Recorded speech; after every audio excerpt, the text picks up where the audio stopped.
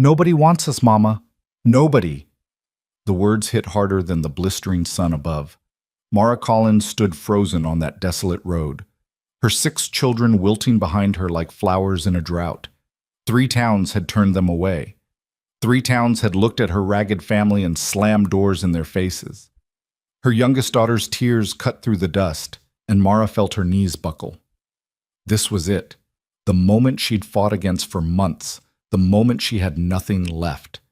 But if you think this is where their story ends, you're wrong. Because sometimes, when the whole world says no, one person's yes changes everything. Stay with me until the end of this journey. Hit that like button and comment what city you're watching from. I want to see how far this story travels. The heat was a living thing. It pressed down on Mara Collins like a hand pushing her into the earth, relentless and cruel. The road stretched endlessly in both directions, a ribbon of packed dirt and broken dreams winding through the Oklahoma countryside. Dust devils danced in the distance, mocking her with their freedom of movement while her own feet felt bolted to the ground. Behind her 6 pairs of eyes watched and waited. Thomas, her oldest at 14, had his arm around 10-year-old Samuel, who swayed on his feet. The twins, Michael and Matthew, sat in the dirt, too exhausted even to swat at the flies buzzing around their sunburned faces. Lily, only 8 years old, clutched the tattered remains of a cloth doll. And then there was Grace. Sweet, gentle Grace, just 6 years old with tears streaming down her dirt-streaked cheeks. "Mama," Grace whispered, her voice cracking, "I'm so thirsty." Mara turned to look at her youngest daughter, and the sight nearly broke her. Grace's lips were cracked and bleeding. Her blonde hair, once the color of summer wheat, hung limp and gray with dust. The child's eyes, those beautiful blue eyes that used to sparkle with laughter, were hollow now, emptied out by weeks of rejection and wandering. "I know, baby, I know." Mara's voice came out as barely more than a rasp. The canteen at her hip had been empty since yesterday morning. Just a little further. It was a lie. She'd been telling that lie for 3 days now. Thomas stepped forward, his young face aged beyond its years by responsibility he should never have had to carry. "Ma, there's nothing further. We passed the last farmhouse 2 hours ago. There's nothing out here but—" "Don't!" Mara held up a hand, cutting him off. She couldn't hear it, couldn't hear the truth spoken aloud, not when it would shatter the last fragile thread of hope she was clinging to. "Don't say it, Thomas. Please." Her son's jaw tightened, and she saw her late husband in that expression, the same stubborn set of the chin, the same storm brewing in dark eyes. But Thomas wasn't his father. He was just a boy being forced to become a man too soon, and the weight of that knowledge settled over Mara like another layer of the oppressive heat. She turned back to the road ahead. Somewhere out there, beyond the shimmering waves of heat distortion, there had to be someone who would take them in. Someone who would look at her 6 children and see value instead of burden. Someone who wouldn't ask questions about her dead husband or the brother-in-law who'd driven them from their home with threats and violence. Someone. Anyone. "We'll rest when we find shade," she announced, forcing steel into her voice that she didn't feel. "Come on now.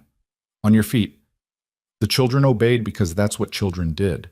They trusted their mother, even when their mother was leading them into a wasteland with nothing but empty promises and an emptier canteen. Michael and Matthew struggled upright, leaning on each other. Samuel took Grace's hand. Lily clutched her doll tighter. And Thomas? Thomas picked up the bundle that held everything they owned in the world and hoisted it onto his thin shoulders without complaint. They walked, one foot in front of the other. One step, then another, then another. The sun climbed higher, impossibly hot for mid-June, and Mara felt her consciousness beginning to blur at the edges. How long had it been since she'd eaten? 2 days? 3? The children had gotten the last of the bread that morning. Stale and hard, but food nonetheless.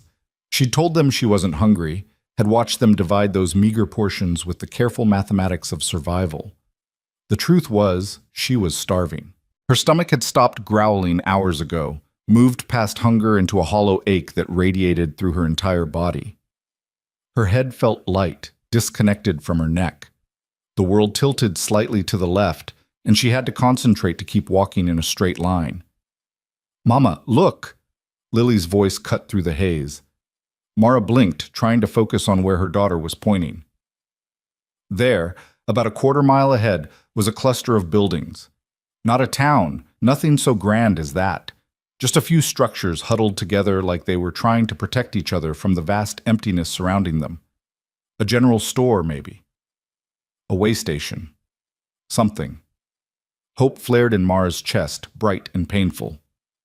"Come on," she urged, reaching back to take Grace's free hand. "Just a little bit further, for real this time." They stumbled forward with renewed purpose, the children sensing their mother's sudden energy. The buildings grew clearer as they approached. A general store, yes, and what looked like a boarding house next to it. There were horses tied to a rail out front. People. Civilization. Help. Mara's heart was pounding as they climbed the 3 wooden steps to the store's porch. Through the window, she could see shelves stocked with goods, barrels of flour and sugar, hanging strings of dried peppers. Her mouth watered involuntarily. When was the last time she'd seen such abundance? She pushed open the door, and a small bell chimed overhead. The conversation inside stopped immediately. 3 men stood at the counter, ranchers by the look of them, with sun-weathered faces and dusty boots. Behind the counter, a thick-set woman with iron-gray hair looked up from her ledger, her expression shifting from curiosity to wariness in the space of a heartbeat.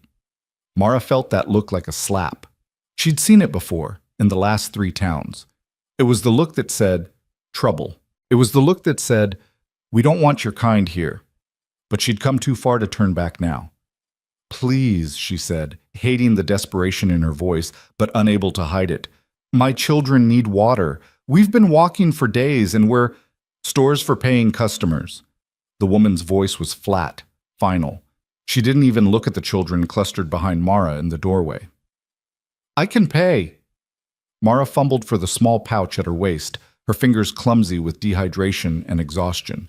She pulled out 3 coins, nearly the last of her money, and placed them on the counter with a hand that shook. "Please, just some water and maybe bread if you have any to spare." One of the ranchers snorted. 6 kids, he muttered to his companion. "No husband in sight. You know what that means." The implication hung in the air, ugly and accusatory. Mara felt her face burn, but she kept her eyes on the store owner, refusing to give the man the satisfaction of her reaction. "The water," she repeated. "Please." The woman looked at the coins, then at Mara, then past her to where the children waited. For a moment, one brief, shining moment, Mara thought she saw something soften in that hard face. Then the woman's mouth thinned into a line, and she pushed the coins back across the counter. "Can't help you. We got our own to worry about. Town's full up as it is. Don't need more mouths we can't feed." She crossed her arms over her ample chest. "Best you move along. We're not asking to stay in town, just water, just—" "I said move along." The woman's voice rose, sharp enough to make little Grace flinch.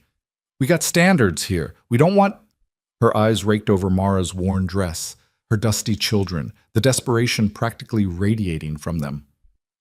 "We don't want your kind bringing trouble." Thomas's hand found Mara's elbow. "Ma," he said quietly, "let's go." But Mara couldn't move. She couldn't accept this. Not again. Not when Grace was crying and Samuel was swaying and the twins looked ready to collapse. Not when they'd walked so far on nothing but hope and her promises that everything would be all right. "My husband is dead."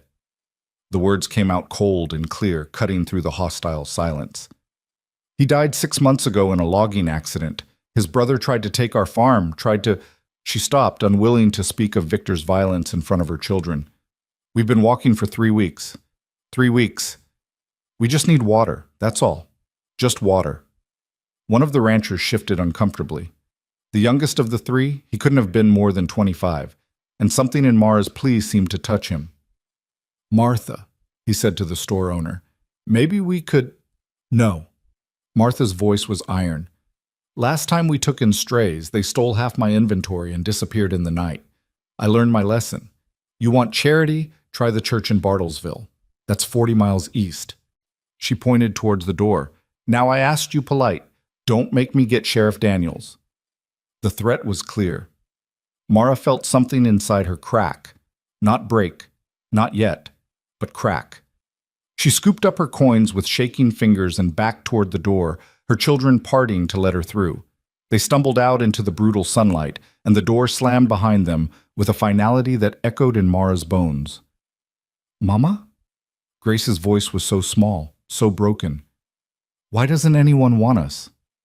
Mara opened her mouth to answer, but no words came out. What could she say? How could she explain to a 6-year-old that the world was cruel and cold, that people looked at them and saw only liability, only burden? How could she explain that her own failure to protect them had brought them to this desperate moment?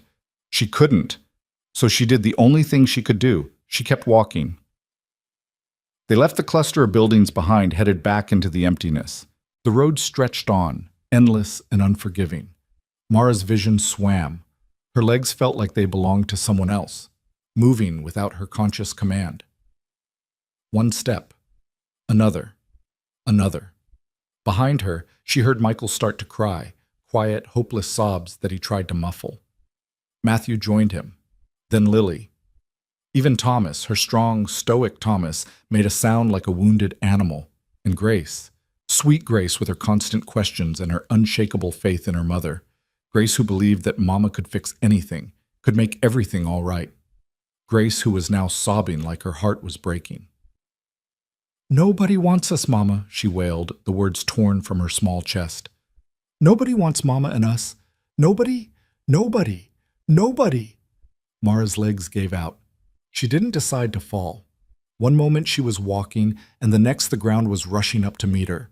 She hit the dirt hard, tasting blood where she'd bitten her tongue. The world spun sickeningly. She tried to push herself up, but her arms wouldn't cooperate. This was it. This was how it ended. Not with violence or drama, but with simple exhaustion in the middle of nowhere, under a sun that didn't care if they lived or died. "Ma!" Thomas was beside her, his hands on her shoulders. "Ma, get up. Please get up." "Can't," she whispered. The word felt like defeat, final and absolute. "I can't, Thomas. I can't anymore." The children gathered around her, a circle of frightened faces and tear-stained cheeks. Lily pressed her doll into Mara's hand as if the toy could somehow transfer strength. Samuel was praying under his breath, words Mara couldn't quite make out. The twins clutched each other, and Grace.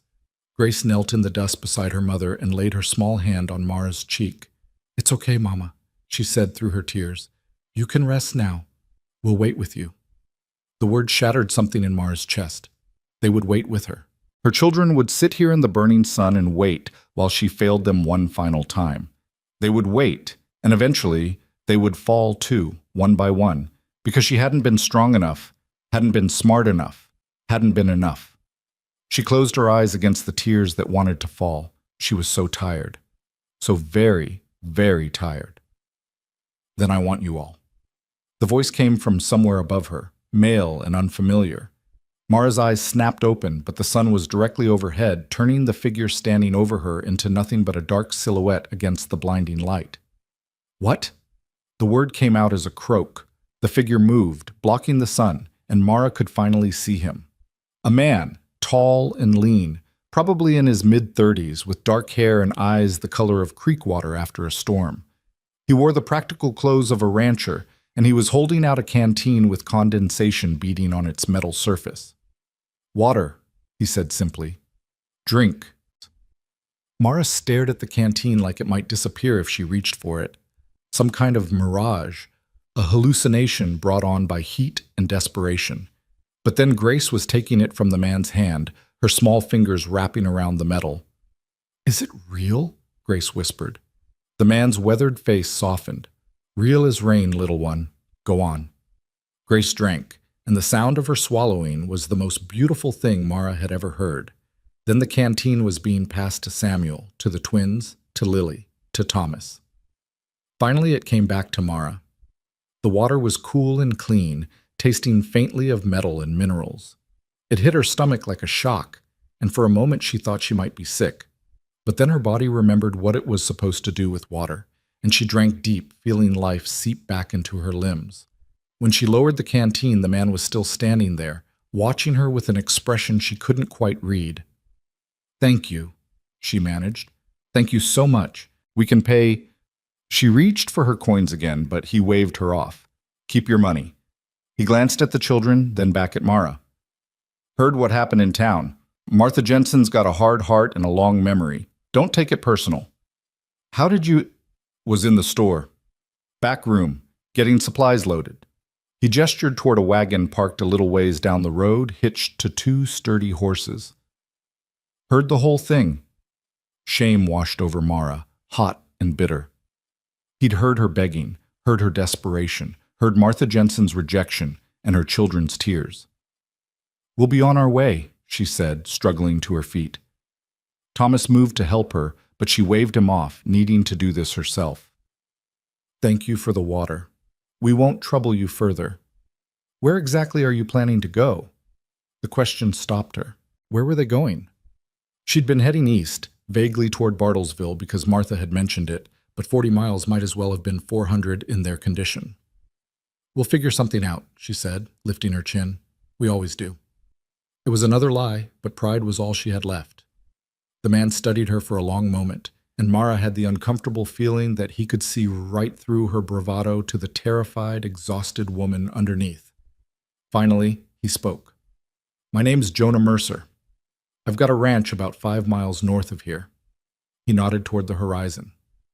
It's not fancy, but there's shelter, food, and all the water you can drink. You and your children are welcome to rest there. No strings, no expectations, just a place to recover before you move on. Mara's first instinct was to refuse. She'd learned the hard way that nothing in this world came without strings. Men who offered help always wanted something in return. Her labor, her body, her children's servitude. Victor had taught her that lesson with his fists and his threats, but Grace was looking up at this Jonah Mercer with hope rekindled in her blue eyes. Thomas was watching Mara carefully, waiting to follow her lead, but clearly wanting to accept. The twins had stopped crying. Samuel was already standing straighter, as if the mere promise of food and shelter had given him new strength. Why? Mara asked bluntly. Why would you help us? Jonah Mercer was quiet for a moment, his gray-green eyes distant. Because someone should have helped me once and didn't. Because those children don't deserve to suffer for circumstances beyond their control. Because, he paused, choosing his words carefully. Because I heard your little girl crying that nobody wanted you, and I figured someone ought to prove her wrong. The simplicity of it hit Mara harder than any pretty speech could have. He wasn't promising to save them, wasn't making grand declarations. He was just offering what he had because it was the right thing to do. Still, she hesitated. Ma, Thomas said quietly, Grace can't walk much further, neither can the twins. He was right, she could see it in their faces. They were at the end of their endurance. If she made them walk another 5 miles in this heat, someone might not make it. Pride was one thing, her children's lives were another. One night, she heard herself say, we'll rest for one night, then be on our way. I don't want charity, Mr. Mercer. I work for my keep. Fair enough.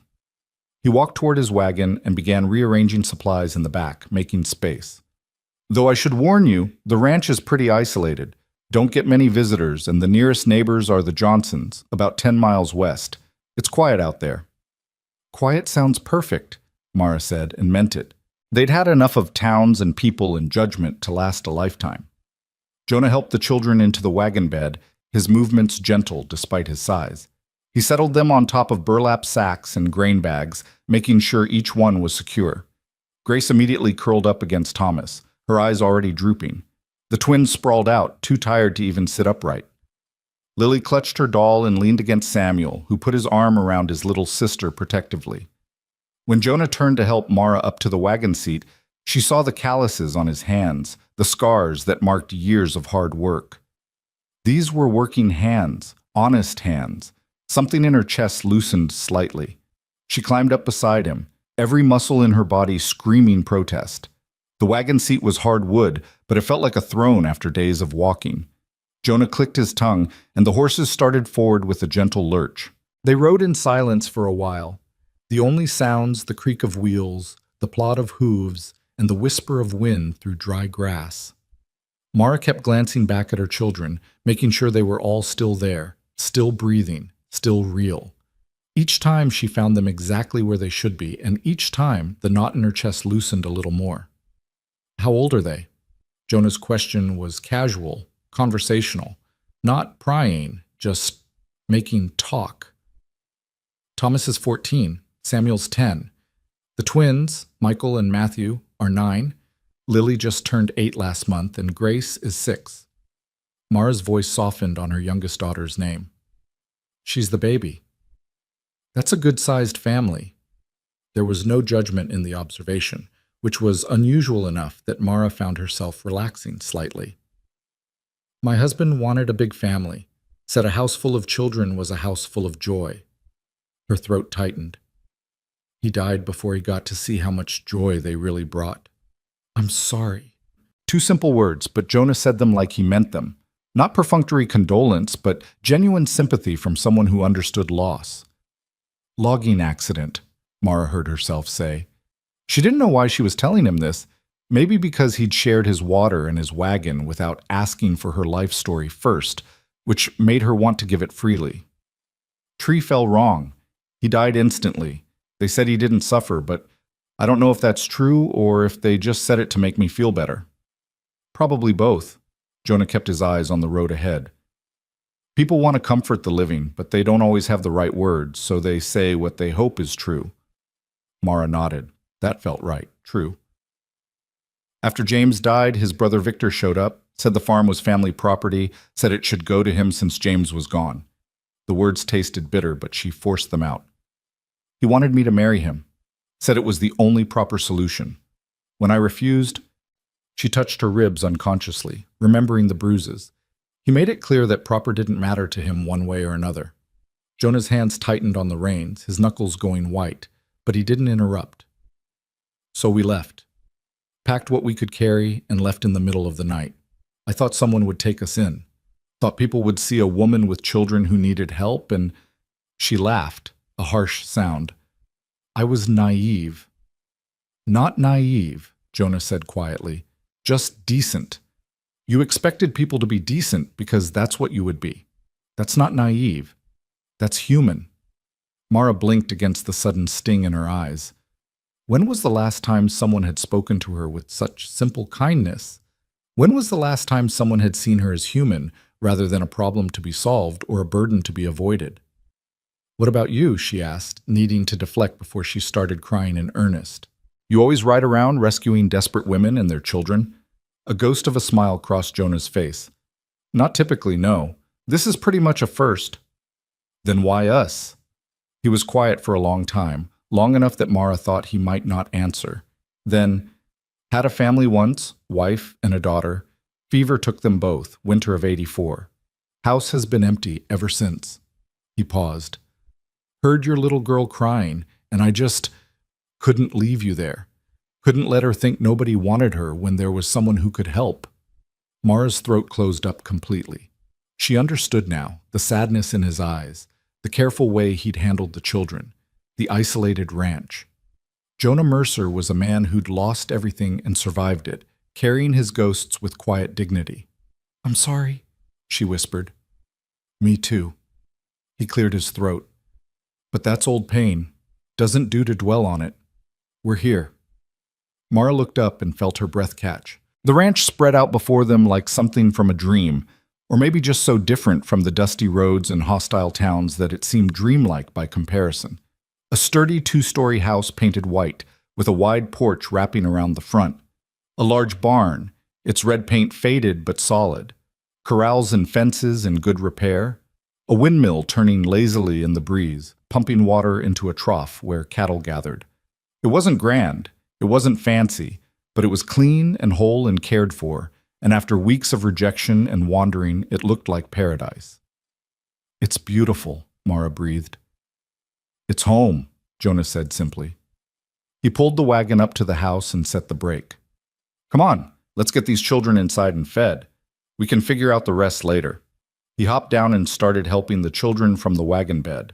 Thomas climbed down on his own, then turned to help his siblings. Samuel took Lily's hand. The twins stumbled a bit, but made it to solid ground. And Grace reached up for Jonah without hesitation, trusting him completely in the way that only children can. Jonah lifted her down gently, his big hand spanning her tiny waist. There you go, little one. Thank you, Mr. Mercer, Grace said solemnly. You're nice. Something shifted in Jonah's expression. Pain and pleasure mixed together. You're welcome, Grace. Mara climbed down last, her legs shaky.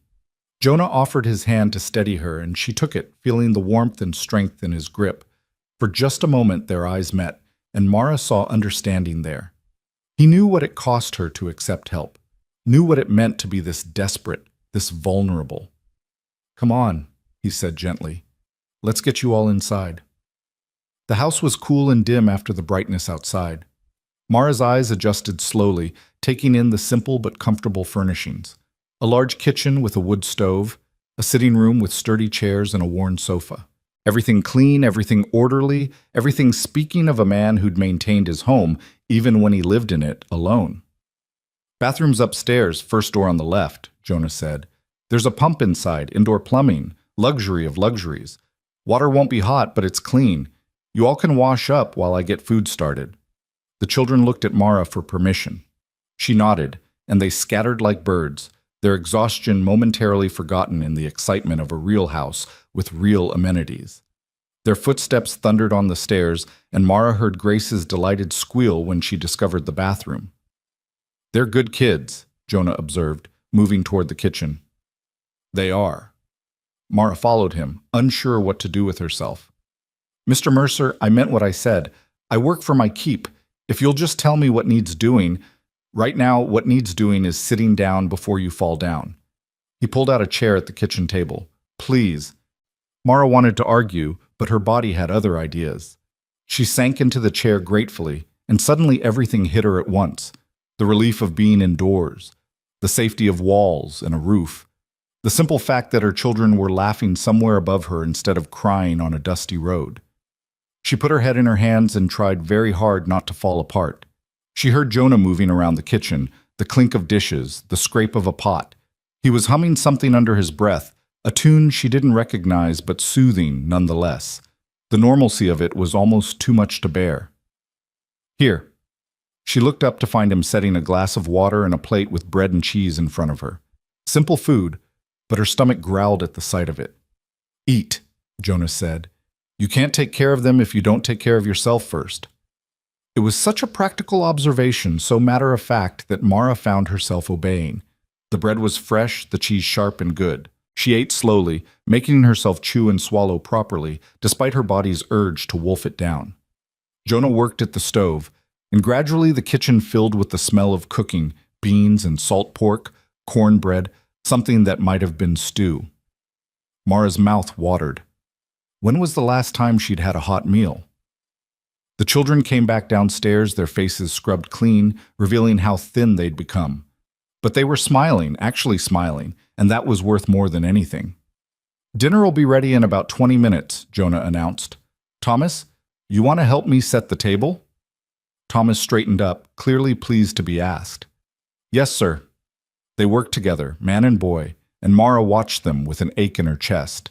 James used to involve Thomas in everything, teaching him ranch work and carpentry, treating him like a partner instead of a child. Thomas had lost that when his father died, and she could see how hungry he was for male guidance now. Grace climbed into Mara's lap, something she hadn't done in weeks. Mama, she whispered, is this real? Are we really going to stay here? Just for tonight, baby, Mara whispered back. Just to rest. But Mr. Mercer is nice, and there's so much room. Maybe... Grace. Mara's voice was gentle but firm. We can't stay. This is Mr. Mercer's home. We're just visiting. Grace's face fell, but she nodded against Mara's shoulder. Mara held her tight, breathing in the scent of her daughter's hair. Clean now, thank goodness. Clean and safe and fed. Just for tonight, she told herself. Tomorrow they would move on. They had to. Because accepting more than one night's charity would mean admitting just how desperate they really were. Would mean owing a debt she couldn't repay. Would mean trusting someone again, and Mara didn't know if she had that kind of trust left in her. But tonight her children would sleep in beds instead of on hard ground. Tonight they would have full bellies and clean faces.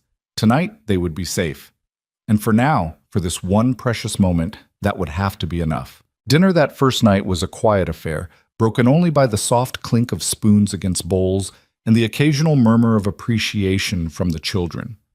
Mara watched them eat with an intensity that bordered on pain, watched them savor every bite of beans and cornbread, watched them drink glass after glass of cool water, watched the color slowly return to their faces. Jonah sat at the head of the table, his own plate barely touched as he observed his unexpected guests. He'd set out 8 places, and the sight of that long table filled with people seemed to affect him in ways he tried to hide. His hands would pause mid-motion, his eyes would go distant, and Mara wondered what ghosts he was seeing in the spaces between them. "Mr. Mercer," Samuel said suddenly, breaking the silence, "this is the best food I've ever had." A small smile tugged at Jonah's mouth. "It's just beans and cornbread, son. Still the best." Samuel's earnest face was so serious that even Thomas cracked a smile. "Well then, I'm glad you're enjoying it." Jonah's voice was gruff, but Mara heard the pleasure beneath it. "There's plenty more if anyone wants seconds." The twins immediately held up their bowls, and Jonah rose to ladle more stew into them. Grace watched this exchange with wide eyes, as if witnessing a miracle. Maybe to her it was. A man who offered more instead of less, who gave freely without counting the cost. After dinner, Jonah showed them upstairs to the bedrooms. There were 4 of them, all simply furnished but clean. The beds had real mattresses, real pillows, quilts that looked hand-stitched and well cared for. "Boys can take this room here," Jonah said, opening the door to a space with 2 double beds. "Girls can have the one across the hall. Mrs. Collins, you can take the room at the end." He paused. "The other room, I keep closed. It's just not available." Mara understood without him having to explain further. That was where his wife and daughter had slept, where their things probably still remained, untouched and waiting for people who would never return. She nodded, respecting his boundary without question. "This is more than generous, Mr. Mercer. Thank you." "Just Jonah," he said, "and you're welcome. I'll be downstairs if anyone needs anything. Breakfast is at sunrise." He disappeared down the stairs, and Mara heard the back door open and close. Through the window, she could see him walking toward the barn, his shoulders set in a way that spoke of a man seeking solitude to process his thoughts. The children scattered to their assigned rooms, and for the first time in weeks, Mara heard them laugh, really laugh, not the brittle forced cheer they'd been using to keep her spirits up. She stood in the hallway listening to that sound, letting it wash over her like rain after a drought. "Mama, come see," Grace called from the girls' room. "There's a real mirror and everything." Mara joined her daughters, finding Grace and Lily already bouncing on one of the beds, testing its springs with the delight of children who'd been sleeping on hard ground for too long. The room was painted a soft yellow, faded now, but still cheerful. There were curtains on the windows, actual curtains, not just burlap sacks. A dresser with a water basin, a small rocking chair in the corner. "Can we really sleep here tonight, Mama?" Lily asked, clutching her tattered doll. "Yes, baby. Tonight we can sleep here." "What about tomorrow?" The question hung in the air, heavy with implications. What about tomorrow, and the day after, and all the days stretching beyond that? What about the future that Mara couldn't see, couldn't plan for, couldn't promise? "Tomorrow we'll see," she said, which was not an answer but all she had to give. She got the girls settled in their night clothes, the same worn dresses they'd been traveling in, but at least clean now from their washing. She checked on the boys, finding them already sprawled across the 2 beds in various states of exhaustion. Thomas was still awake, staring at the ceiling. "You okay?" she asked quietly from the doorway. "Just thinking." He turned his head to look at her. "Ma, what if we stayed?"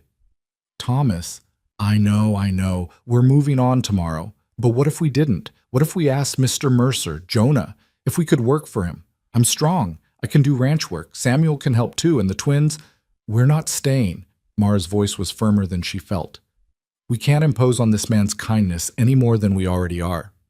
It's not imposing if we work for our keep. You said yourself you don't take charity. And I meant it. But this—" She gestured at the room, the house, the impossible generosity of it all. "This is too much, Thomas. We'd never be able to repay it." Her son's jaw set in that stubborn way she was coming to know too well. Maybe he doesn't want to be repaid. Maybe he just wants help around the ranch. Did you think of that? Go to sleep, Thomas. Sleep. She softened her tone. We'll talk in the morning, but the answer's still going to be no. We leave tomorrow. That's final. She closed the door on his disappointed face and walked to her own room, every step feeling like she was wading through deep water. The room Jonah had given her was simple and spare. A bed, a dresser, a window looking out over the dark expanse of the ranch. She could see the barn from here, a lamp burning inside where Jonah was probably doing evening chores. Mara sat on the edge of the bed and finally let herself break down. The sobs came from somewhere deep inside, wrenched from a place she'd been keeping locked down tight for weeks. She pressed her face into her hands, trying to muffle the sound so the children wouldn't hear. All the fear and exhaustion and desperation she'd been holding back came pouring out in great heaving gasps. They'd been so close to dying out there on that road. So close. Another day without water, another night in the open, and one of the children might not have made it. The knowledge of how narrow their escape had been hit her now with devastating force. And this stranger, this quiet, grief-worn man, had saved them without hesitation, without demands, without judgment, had looked at her ragged family and seen people worth helping, had given them shelter and food and safety when the whole world had turned them away. How was she supposed to repay that? How was she supposed to walk away from it tomorrow and go back to the uncertainty of the road? But how could she stay? What right did she have to insert her broken family into this man's carefully ordered life?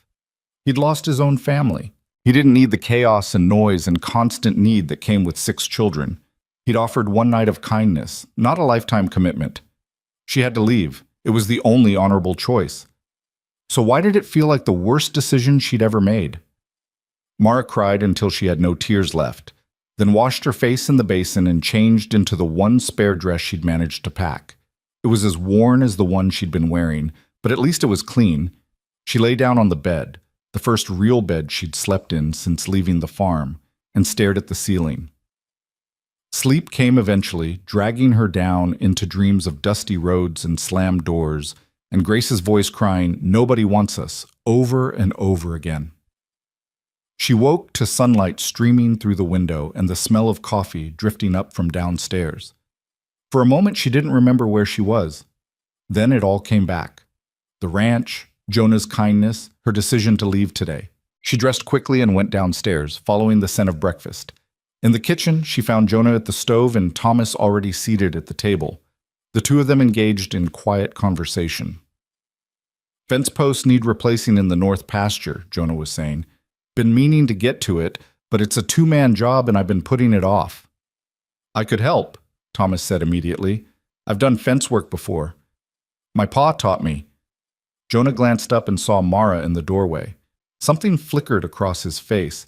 Guilt, maybe, at being caught making plans with her son. "Morning, Mrs. Collins. Coffee's hot." "Thank you." She moved to the pot and poured herself a cup, the warmth of it seeping into her hands. "Thomas, can I speak with you outside?" Her son's face fell. He knew what was coming. "Ma, outside, now." They stepped onto the back porch, and Mara closed the door behind them. The morning air was already warm, promising another scorcher of a day. In the distance, cattle were lowing, and she could hear the windmill's steady creak. "I know what you're thinking," Thomas said before she could speak. "But Ma, he needs help. The ranch is too much for one man, you can see that. And we need a place to stay. It makes sense. We're leaving this morning." Mara kept her voice low but firm. "I appreciate Mr. Mercer's hospitality, but we've imposed enough." "Imposed? Ma, he offered. He wants us here." "He offered us one night. One night, Thomas, not a permanent arrangement." "Then let's ask him for a permanent arrangement. What's the worst that can happen? He says no, and we leave anyway. At least we'd know we tried." Mara shook her head. "I won't beg, Thomas. I won't put this man in the position of having to reject us to our faces. He's been too kind for that." "So instead you're just going to run away?" Thomas's voice rose, frustration bleeding through. "We finally find someone decent, someone who might actually help us, and you're too proud to even ask?" "Watch your tone." "No." Thomas stood his ground, and Mara was struck again by how much he'd grown, how much like his father he looked when angry. No, Ma, I'm tired of watching you make decisions based on pride instead of what's best for us. We're starving. We're homeless. Grace cried herself to sleep last night because she knows we're leaving today. And for what? So you can feel like you didn't accept charity? The words hit like physical blows. You don't understand. I understand that we almost died out there. I understand that the twins are so thin I can count their ribs. I understand that you fainted yesterday because you gave us all the food and kept none for yourself. Thomas's eyes were wet now, but his voice stayed steady. I understand that you're scared, Ma. I am too. But sometimes being scared isn't a good enough reason to run. Mara opened her mouth to argue, but no words came. Because he was right. She was scared, terrified, actually, of owing someone, of being vulnerable, of trusting again. Victor had beaten the ability to trust right out of her, and the weeks of rejection that followed had only reinforced the lesson. But Thomas was also right that fear wasn't a good enough reason to put her children back on that road. The door opened behind them, and Jonah stepped out. He looked between mother and son, clearly reading the tension in the air. I don't mean to interrupt, but breakfast is getting cold. And Mrs. Collins, there's something I'd like to discuss with you. Of course. Mara's voice came out strained. Thomas, go inside and get your siblings ready to leave. Ma? Go. Thomas went, but the look he gave her was pure betrayal. Mara felt it like a knife between her ribs. She and Jonah stood on the porch in silence for a moment. Finally, he spoke. I'm not good at talking around things, so I'm just going to be direct. I'd like you and your children to stay on at the ranch. Not as guests, as workers. He held up a hand before she could protest. Hear me out. This place is too much for one man to run properly. I need help, real help, not charity. Thomas is old enough to do real ranch work, and I saw how he handled himself yesterday. He's got a good head on his shoulders. The younger children can help with smaller tasks, feeding chickens, collecting eggs, things like that. And you, he paused, you strike me as someone who knows how to run a household. Cook, clean, mend, all of it. I've been living like a bachelor for 4 years, and it shows. Mara stared at him. You're offering us work. I'm offering you a fair exchange. You work, I provide room and board, and a small wage on top of that if you're willing. Nothing fancy, but enough to start saving for whatever comes next. Why? The question burst out of her. Why would you do this? You don't know us. We could be thieves, liars, anything. Jonah's gray-green eyes held hers steadily. Could be. But I don't think you are. I think you're a woman who's had a run of bad luck and is trying to do right by her children. I think you're proud and stubborn and scared to death of accepting help. And I think... He looked out over his ranch, his expression distant. I think this house has been too quiet for too long. I think maybe we both need this. I can't promise how long we'll stay. I'm not asking for promises. I'm asking for honest work for honest pay. You stay as long as it works for both of us.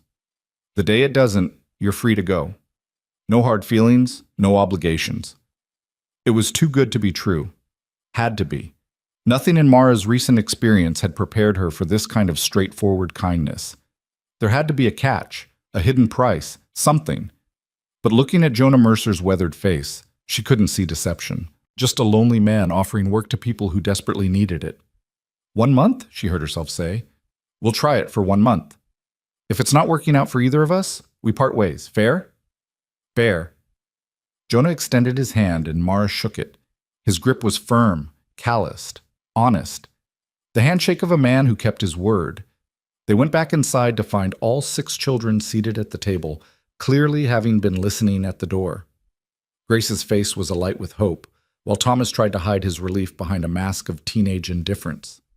We're staying, Mara announced, for 1 month. We'll be working for Mr. Mercer, Jonah, to earn our keep.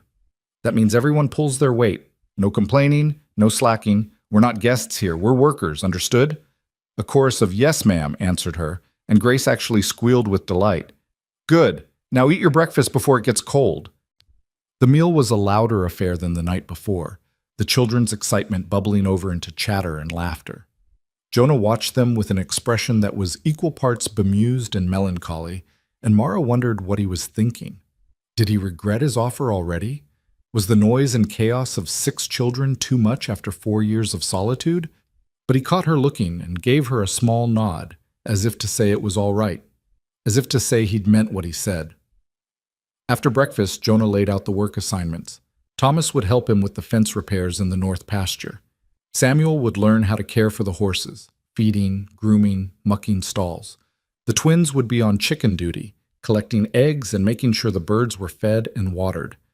Lily would help in the vegetable garden, which had been sadly neglected, and Grace, being the youngest, would help her mother with household chores. "What about you?" Jonah asked Mara. "You feel up to tackling the house?" "I'll be honest, I've let things slide. The kitchen's functional, but the rest—" He shrugged apologetically. "I can handle it." Mara looked around the kitchen, already cataloging what needed doing. The stove needed a deep clean, the floors needed scrubbing, the windows were covered in dust. It was months' worth of neglect, maybe years. But it was honest work, and she'd never been afraid of that. They dispersed to their various tasks, and Mara found herself alone in the house with Grace. Her youngest daughter looked up at her with those impossibly blue eyes. "Mama, are we really staying for a whole month?" "We really are, baby." "And Mr. Jonah won't make us leave?" "Not unless we stop working hard." Grace nodded solemnly, then threw her arms around Mara's waist. "I'm going to work so hard, Mama. The hardest ever. I won't let him send us away." Mara held her daughter close, fighting back tears. "I know you will, sweetheart. Now how about you start by helping me strip these beds? We'll wash all the linens and put on fresh ones." They worked through the morning, and Mara found a strange peace in the simple, repetitive tasks. Washing dishes, sweeping floors, shaking out rugs, these were things she knew how to do, things she was good at. There was no uncertainty here, no fear of rejection, just clean work that showed immediate results.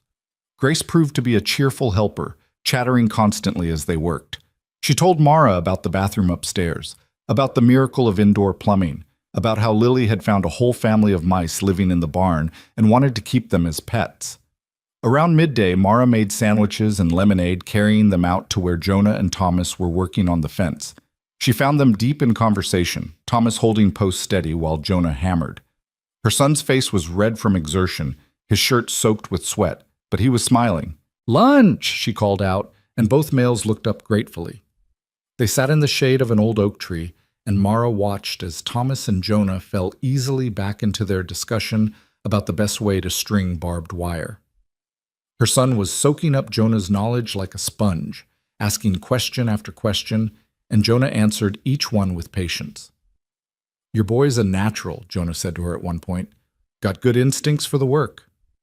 Thomas beamed at the praise, and Mara felt her heart squeeze. This was what he'd been missing, a man's guidance, a father's approval. James had been gone 6 months, but the hole he'd left was still raw and gaping. "He had a good teacher," she said quietly. "His father was a good man." "I can tell." Jonah's eyes held understanding.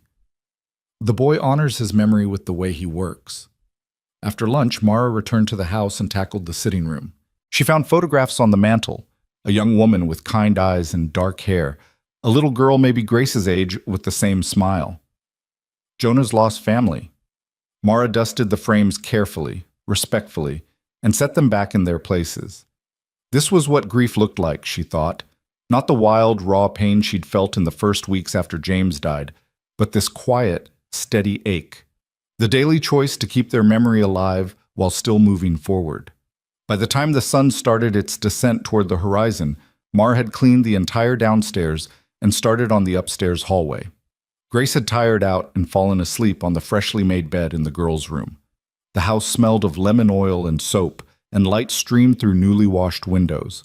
She heard voices outside and looked out to see her children gathered around Jonah by the barn. He was showing them something, she couldn't quite see what, and they were all leaning in with rapt attention.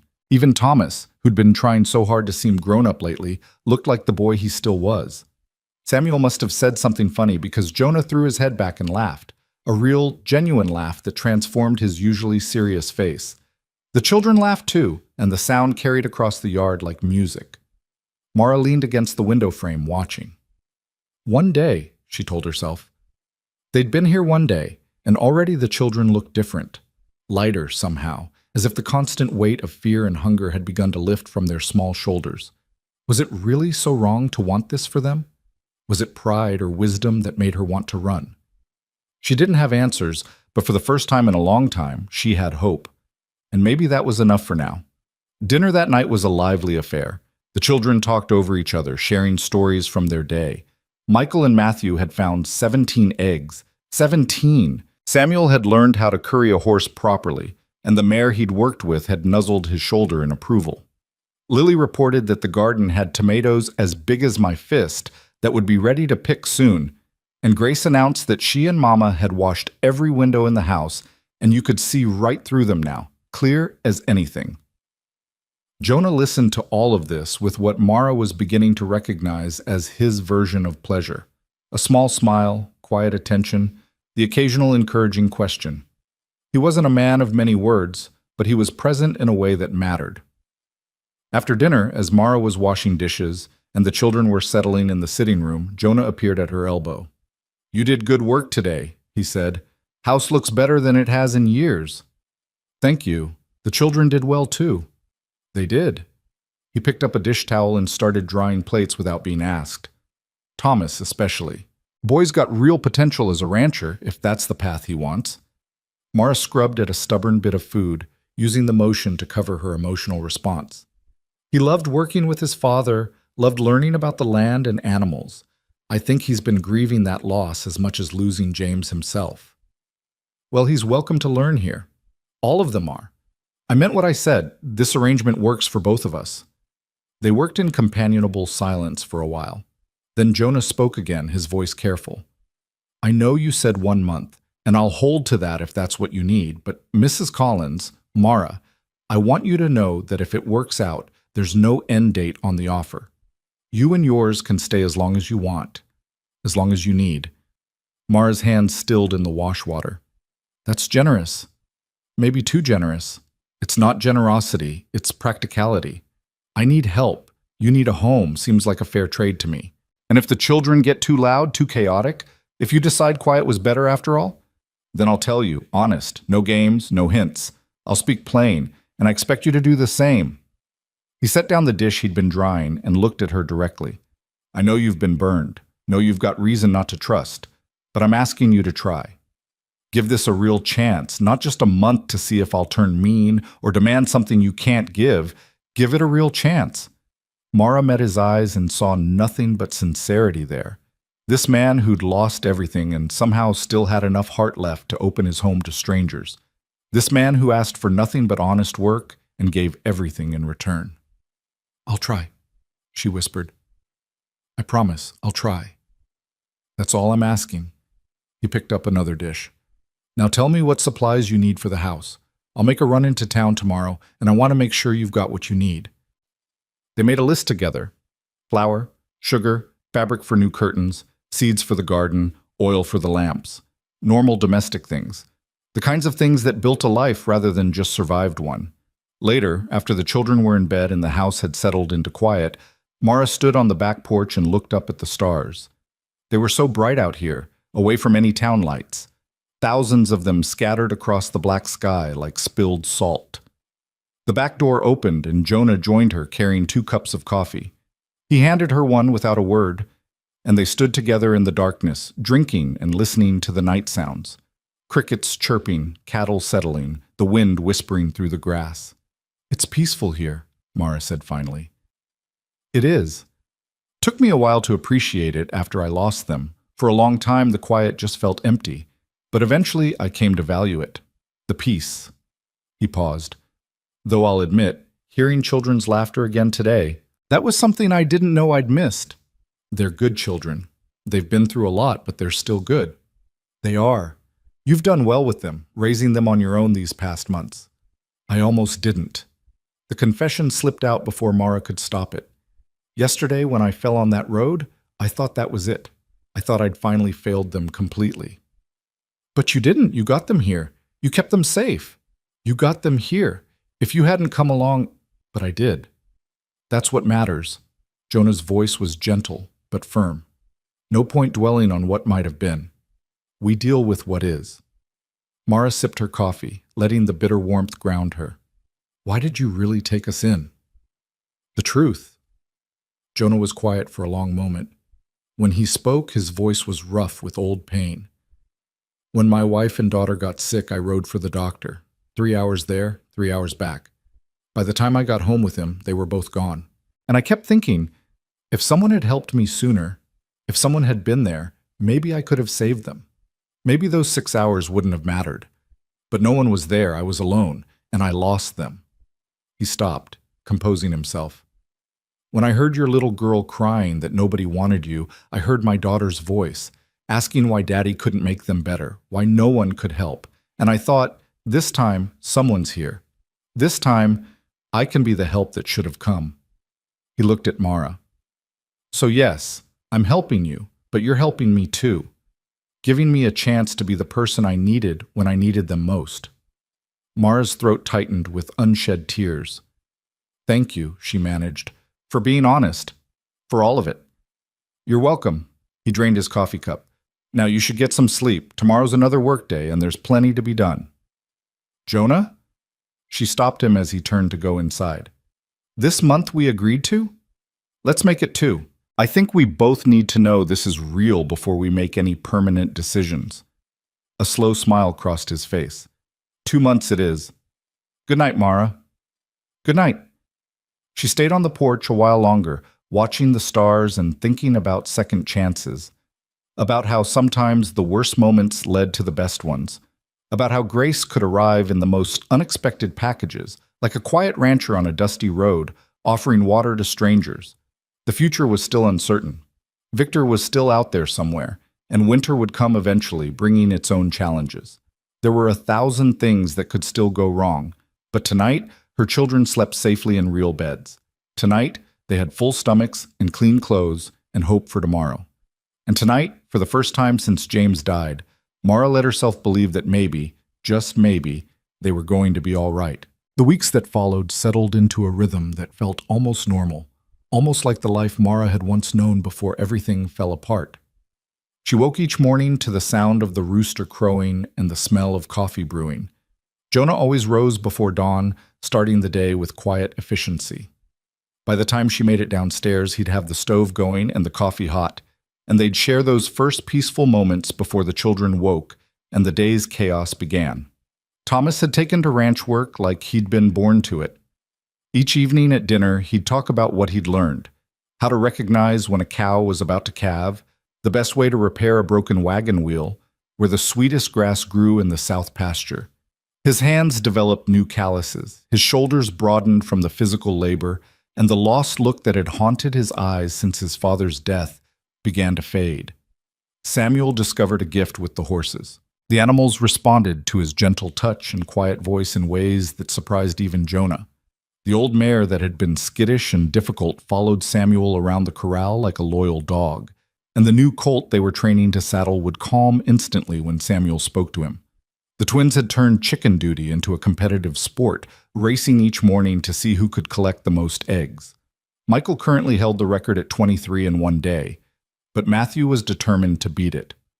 Their rivalry kept them busy and mostly out of trouble, though Lily had complained that their running was scaring the hens. Lily herself had developed a real talent for gardening. Under Jonah's patient instruction, she learned which plants needed more water, which ones attracted beneficial insects, how to tell when vegetables were ripe for picking. The neglected garden plot had transformed into neat rows of thriving plants, and Mara's pantry was beginning to fill with preserves and pickled vegetables. And Grace, sweet Grace, who'd sobbed that nobody wanted them, had bloomed like a flower after rain. She followed Mara everywhere, learning to cook and clean and mend, but more importantly, she laughed again. Real laughter, the kind that came from deep in her belly and made her whole face light up. Mara herself had found unexpected satisfaction in running Jonah's household. The house had transformed under her care. Curtains she'd sewn hung in every window. The floors gleamed from daily sweeping and weekly scrubbing. The pantry was organized, the linens were pressed, and meals appeared on the table at regular times. It was the kind of domestic order she'd maintained in her own home with James, and returning to it felt like reclaiming a piece of herself she'd thought lost forever. More surprising was the easy companionship that had developed between her and Jonah. They worked well together, anticipating each other's needs without extensive discussion. When she ran low on firewood, he'd have more chopped and stacked before she had to ask. When he tore his work shirt on barbed wire, she'd have it mended and returned to his room before morning. They developed a quiet partnership built on mutual respect and honest work. Sometimes, in the evenings after the children were in bed, they'd sit on the porch together and talk. Not about anything profound, just the small details of daily life. He'd tell her about the new fence line he was planning or the cattle he was thinking of buying. She'd share stories about the children's latest antics or ask his advice about the garden. These conversations were comfortable, unhurried, and Mara found herself looking forward to them more than she wanted to admit. 6 weeks into their stay, on a Thursday afternoon thick with late July heat, everything changed. Mara was in the kitchen making preserves, the air sweet with the scent of cooking strawberries. Grace sat at the table stringing beans, humming tunelessly to herself. Through the open window, Mara could hear the twins arguing good-naturedly about whose turn it was to feed the chickens. The sound of hoofbeats made her look up. A visitor wasn't unusual. Neighboring ranchers occasionally stopped by, or someone from town needing to speak with Jonah. But something about these hoofbeats made the hair on the back of Mara's neck stand up. They were coming fast, purposeful, and there was more than one horse. Grace must have sensed her mother's tension because she stopped humming. "Mama?" "It's all right, baby. Probably just someone looking for Jonah." But Mara was already moving toward the window, wiping her hands on her apron. 3 men on horseback were approaching the house. The one in front rode a black gelding that looked expensive, and he sat in the saddle with the confidence of someone who expected the world to bend to his will. Even at a distance, even after 6 months, Mara would have recognized that bearing anywhere. Victor Collins had found them. The wooden spoon slipped from her fingers and clattered to the floor. Her heart hammered against her ribs so hard she thought it might break through. This couldn't be happening. Not now. Not when they'd finally found safety, finally found peace. "Grace," she said, proud that her voice came out steady despite the terror flooding her system.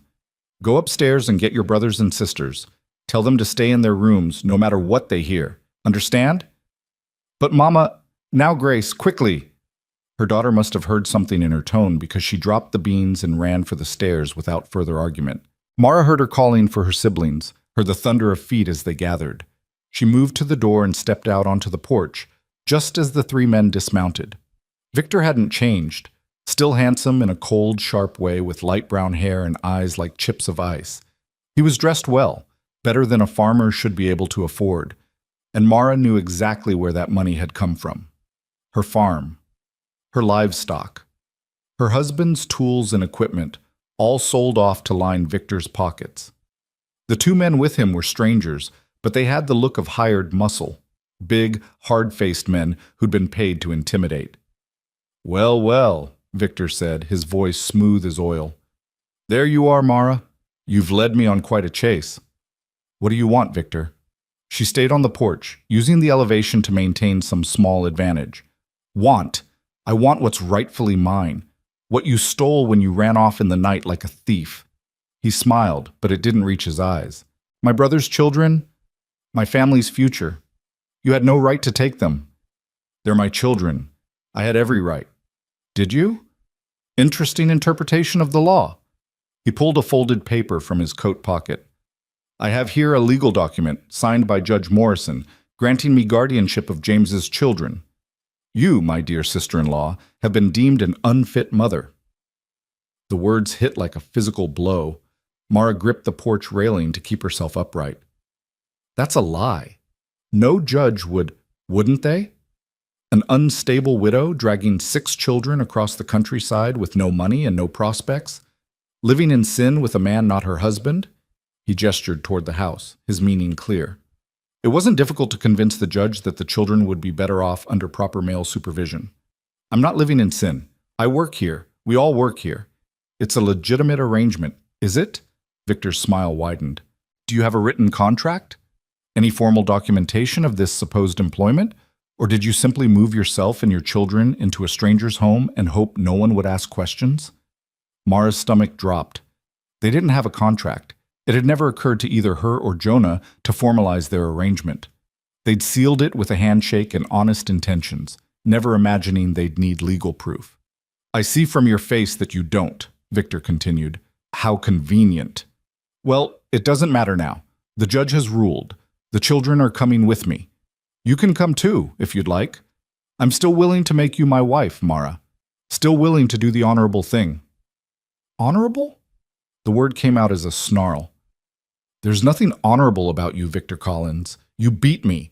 You threatened my children. You drove us from our home. Your home. He laughed.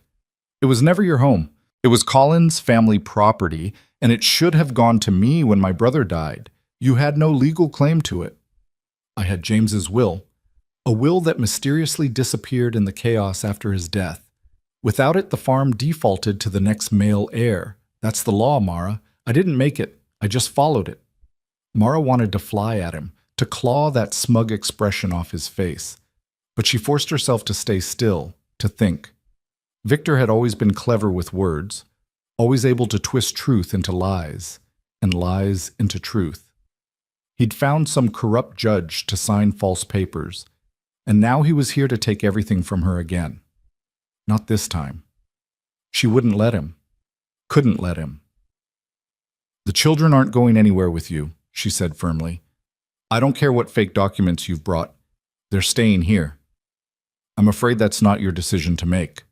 Victor nodded to his two companions, and they started toward the porch. The sound of a rifle being cocked froze everyone in place. That's far enough. Jonah's voice came from the side of the house. He stepped into view holding his Winchester, the weapon trained steadily on Victor's chest. His face was hard, colder than Mara had ever seen it. This is a private matter, Victor said, though some of his confidence had slipped. Between family. This is my property, Jonah countered, and the lady just told you to leave, so I suggest you mount up and ride out before there's trouble. Are you threatening me? I'm informing you. There's a difference. Jonah moved closer, his finger resting lightly on the trigger.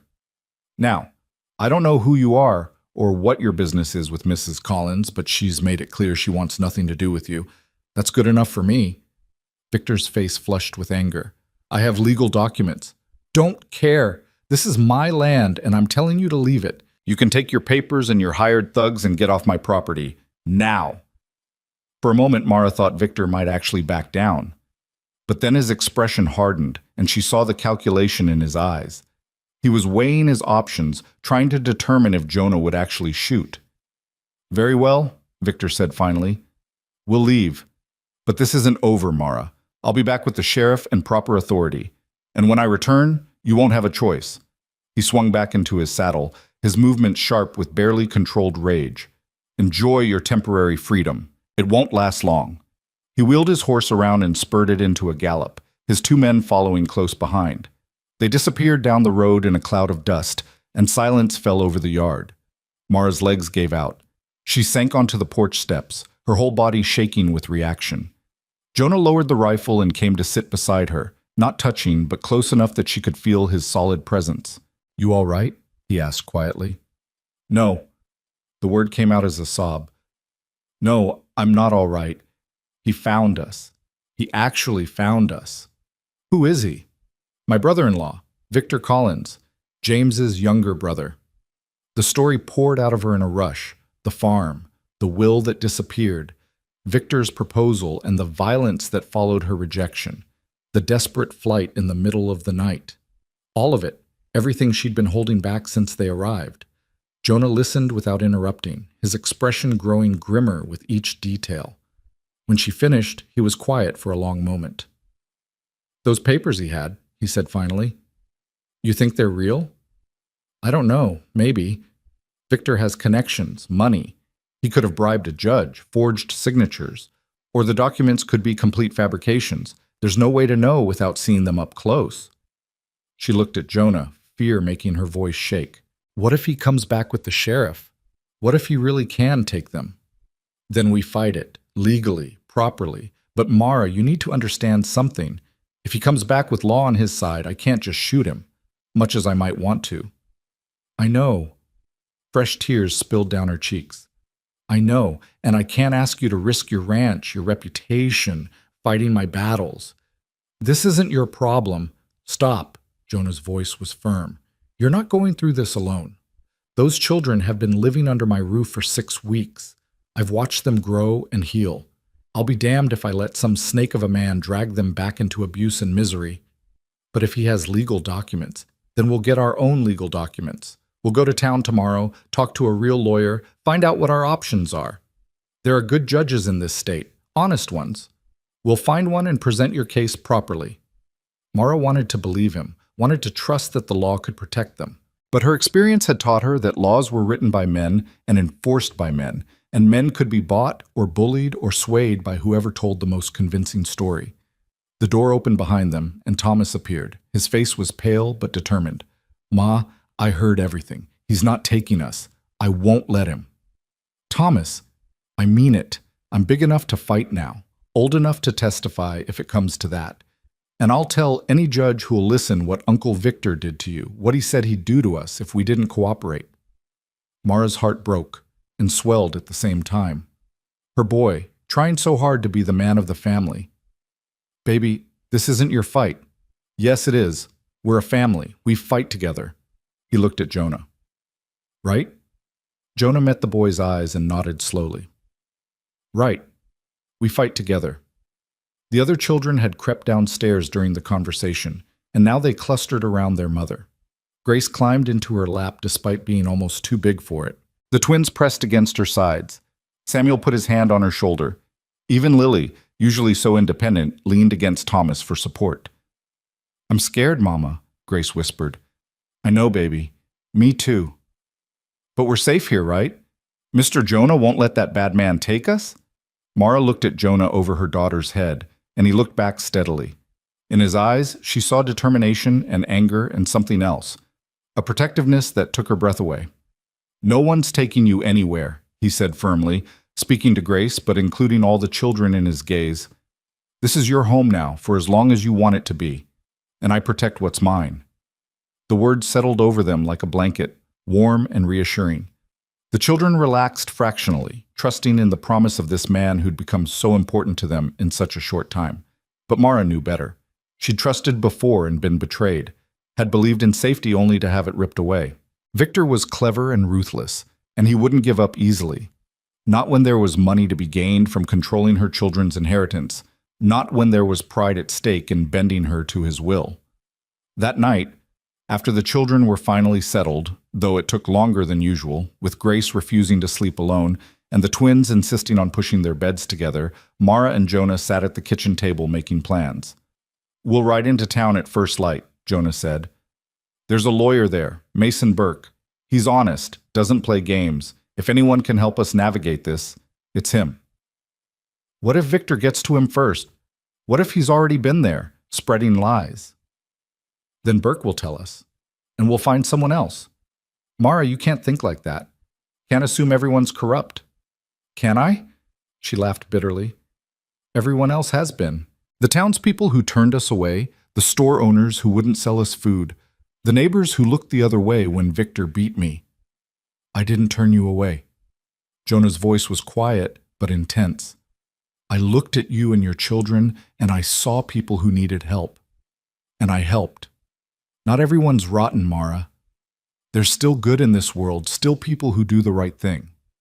She wanted to believe him, desperately wanted to trust that somewhere out there was a lawyer who'd care about justice more than money, a judge who couldn't be bought, a system that would protect the vulnerable instead of victimizing them further.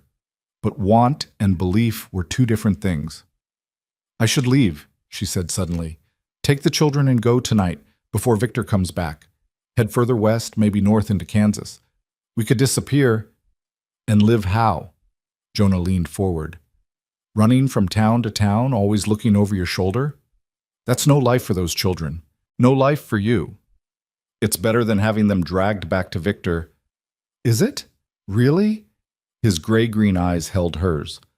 "Or is it just trading one kind of fear for another? Mara, you can run for the rest of your life, or you can stand and fight. Make your choice." The challenge in his words stung. Easy for you to say, "You're not the one who'll lose everything if this goes wrong." "You think I have nothing to lose?" Jonah's voice rose slightly, an edge of anger creeping in. You think I haven't come to care about those children upstairs? That watching Thomas learn to be a man, seeing Samuel's gift with horses, listening to Grace's laughter, you think none of that matters to me? Mara stared at him, shocked by the raw emotion in his voice. I told you my house was too quiet, he continued, his words coming faster now. I told you it needed voices and life. Well, you brought that. You and your children brought my home back to life, so don't tell me I have nothing to lose. Don't tell me this isn't my fight too. Jonah, we stand together or we fall separately. That's the truth of it. So make your choice, Mara Collins. Run or stay and fight. But know that if you stay, you're not alone. The silence stretched between them, heavy with unspoken things. Mara thought about Grace sleeping upstairs, finally secure enough to close her eyes without fear. About Thomas, who'd found a mentor and purpose again. About all her children, who'd bloomed in this place like flowers in good soil. Could she really uproot them again? Drag them back into the uncertainty of the road when they'd finally found something resembling home? If we stay and fight, she said slowly, we do it legal and proper, no violence, no matter what Victor does or says. I won't have blood on my conscience, and I won't put you at risk of losing your ranch. Agreed? And if the law sides with him, if a judge rules that he has guardianship, we accept it and find another way. We don't make ourselves criminals. Jonah's jaw tightened, but he nodded. Agreed, though I reserve the right to appeal to every judge in Oklahoma Territory if necessary. A ghost of a smile crossed Mara's face. Fair enough. They shook hands across the table, sealing their pact. But when Jonah would have released her hand, Mara held on, needing the contact, the reassurance of his solid presence. Thank you, she whispered, for everything, for taking us in, for protecting us, for caring. I don't know how I'll ever repay you. You already have. Jonah's thumb brushed across her knuckles, a gesture so gentle and unexpected that it made her breath catch. Every day, in 100 small ways. You've given me back my home, Mara. Given me purpose again. That's payment enough. They sat there in the lamplight, hands clasped, two wounded souls finding unexpected strength in each other. And for just a moment, Mara let herself imagine a future where this could last, where Victor's threats came to nothing, where she and her children could truly belong here, where the tentative connection between her and Jonah could grow into something more. But then reality crashed back in. Victor was out there, plotting and planning. Tomorrow they'd ride into town and try to build a legal defense from nothing. Tomorrow they'd face whatever new nightmare he'd concocted. Tomorrow would bring its own battles. Tonight, though, she had this: the warmth of Jonah's hand in hers, the quiet house settling around them, her children safe upstairs. Tonight, they had peace. She held on to it with everything she had, knowing how fragile it was, how easily it could shatter. But for now, for this moment, it was enough. Dawn came too quickly, painting the sky in shades of pink and gold that seemed almost mocking in their beauty. Mara had barely slept, lying awake in her room listening to every creak of the house, every rustle of wind, half expecting Victor to return in the night with a mob at his back. But the hours passed quietly, and when she finally gave up on sleep and went downstairs, she found Jonah already dressed and waiting, 2 horses saddled and ready in the yard. Coffee's hot, he said, nodding toward the pot on the stove. And I left instructions with Thomas. He's in charge while we're gone.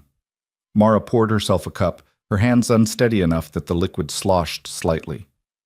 You think it's wise leaving them here alone? What if Victor comes back? I asked the Johnsons to check in.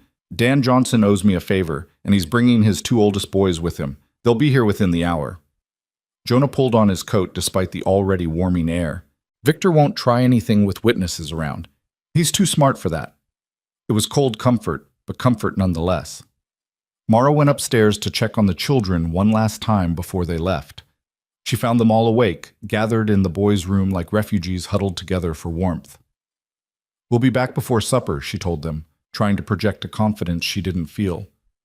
Thomas, you're in charge. Keep everyone close to the house. Don't go wandering off to the far pastures or the creek. Yes, ma'am. Thomas stood straighter, accepting the responsibility. We'll be fine, Ma. You just worry about getting things settled with that lawyer. Grace threw her arms around Mara's waist. You're coming back, right? You promise? The question broke Mara's heart. That her children had to ask, had to seek reassurance about something so basic, spoke volumes about what they'd been through. I promise, baby. Wild horses couldn't keep me away from you. The ride into town took nearly 2 hours. Mara and Jonah spoke little, both lost in their own thoughts. The landscape rolled past, endless grassland punctuated by the occasional farmhouse or windmill, cattle grazing in pastures, hawks circling overhead. It should have been peaceful, but Mara's nerves were wound so tight she felt like a violin string ready to snap. The town of Cooperton was bigger than the last few places Mara had tried, with an actual main street lined with businesses, a bank, a general store, a hotel, and tucked between the land office and a dress shop, the office of Mason Burke, attorney at law. They tied their horses to the rail outside, and Jonah held the door open for Mara. The office was small but tidy, lined with law books and filing cabinets. A young clerk sat at a desk near the door, and behind him, through an open doorway, Mara could see a man working at a larger desk. "Help you folks?" the clerk asked, looking up from his ledger. "Need to see Mr. Burke," Jonah said. "It's urgent." "Do you have an appointment?" "No, but—" "Mr. Burke is very busy. I can schedule you for next Thursday. Tell him it's about guardianship fraud and forged legal documents." Mara's voice came out sharper than she intended. "Tell him a woman and 6 children are about to lose everything to a man who beats women and threatens children. See if he's too busy for that." The clerk's eyes widened. Before he could respond, the man from the inner office appeared in the doorway. He was perhaps 50, with gray threading through his dark hair and sharp eyes that seemed to take in everything at once. "I'm Mason Burke," he said, "and I'm never too busy for a case like that. Please come in." His office was even more crowded with books than the outer room. Legal volumes were stacked on every surface, and papers covered his desk in what appeared to be organized chaos. He cleared 2 chairs and gestured for them to sit. "Now then," he said, settling behind his desk. "Start from the beginning. Leave nothing out." So Mara told the story again. Her husband's death, Victor's appearance and his violence, the missing will, their flight and the weeks of wandering, Jonah's rescue, and finally Victor's appearance yesterday with his claimed guardianship papers. Burke listened without interrupting, occasionally jotting notes on a pad of paper. When she finished, he sat back and steepled his fingers. "This Judge Morrison, who supposedly signed the guardianship order. Do you know where he presides?" "No, Victor didn't say, and I was too shocked to ask." Well, that's interesting because there is no Judge Morrison currently sitting in Oklahoma Territory. There was one, but he died 3 years ago." Burke's expression hardened. "Which means those papers your brother-in-law showed you are either very old or complete forgeries." Relief flooded through Mara so intensely she felt dizzy. "So he can't take the children? He has no legal claim?" "Not based on what you've told me, no. However," Burke held up a hand, tempering her hope, "the issue of your husband's estate is more complicated. Without the will and with no written contract establishing your employment arrangement with Mr. Mercer here, Victor could potentially make a case that you're unfit. Not because of any moral failing, but because you have no stable means of support." "But she does have stable support," Jonah interjected. "She works for me. Has been for 6 weeks now. The arrangement is verbal, I assume? No written contract, no formal documentation?" Jonah's silence was answer enough. Burke sighed. "That's what I thought. Look, I believe you both.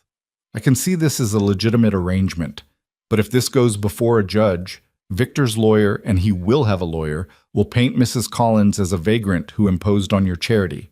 They'll question the propriety of the situation, hint at scandal. It won't matter that it's untrue. They'll create enough doubt to make their case." "So what do we do?" Mara asked, desperation creeping into her voice.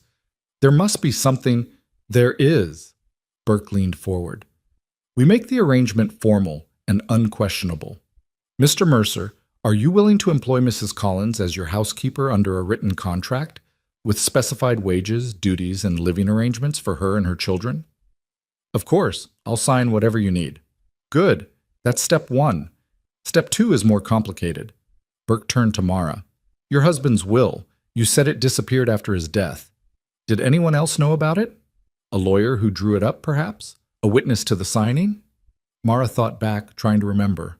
It had been 5 years ago when Grace was born, and James had decided they needed to formalize things. There was a lawyer in our old town, Henderson, I think his name was. Samuel Henderson, and I think maybe our neighbor, Mr. Carver, witnessed it. He and James were close friends. Do you remember what the will said, the specific language? It left everything to me. The farm, the equipment, everything. James was very clear about that. He said his children should be raised by their mother, not bounced between relatives. Her voice cracked slightly. He knew what his brother was like, even then. Burke made more notes. If we can find Henderson or Carver, or better yet, if Henderson kept a copy of the will in his files, we can challenge Victor's claim to the estate. It won't get you the farm back. That ship has sailed, I'm afraid. But it would establish that James's wishes were for you to have guardianship and control. How long will all this take? Jonah asked. Depends on how cooperative people are and how hard Victor fights. Could be weeks, could be months. In the meantime, I'll draw up an employment contract today and have it notarized. That should provide some immediate protection. Burke stood, extending his hand. I'll need a retainer, $50 to start. Mara's heart sank. $50. She didn't have 50 cents to her name, but Jonah was already reaching for his wallet. 50 now, and whatever else you need as we go. I want this handled properly, Burke. No stone unturned. You have my word. Burke shook both their hands. Now there's one more thing we should discuss. If Victor does try to force the issue, if he shows up with the sheriff and those fake papers, don't resist. Don't give him any excuse to claim you're breaking the law. You send for me immediately, and you let me handle it legally.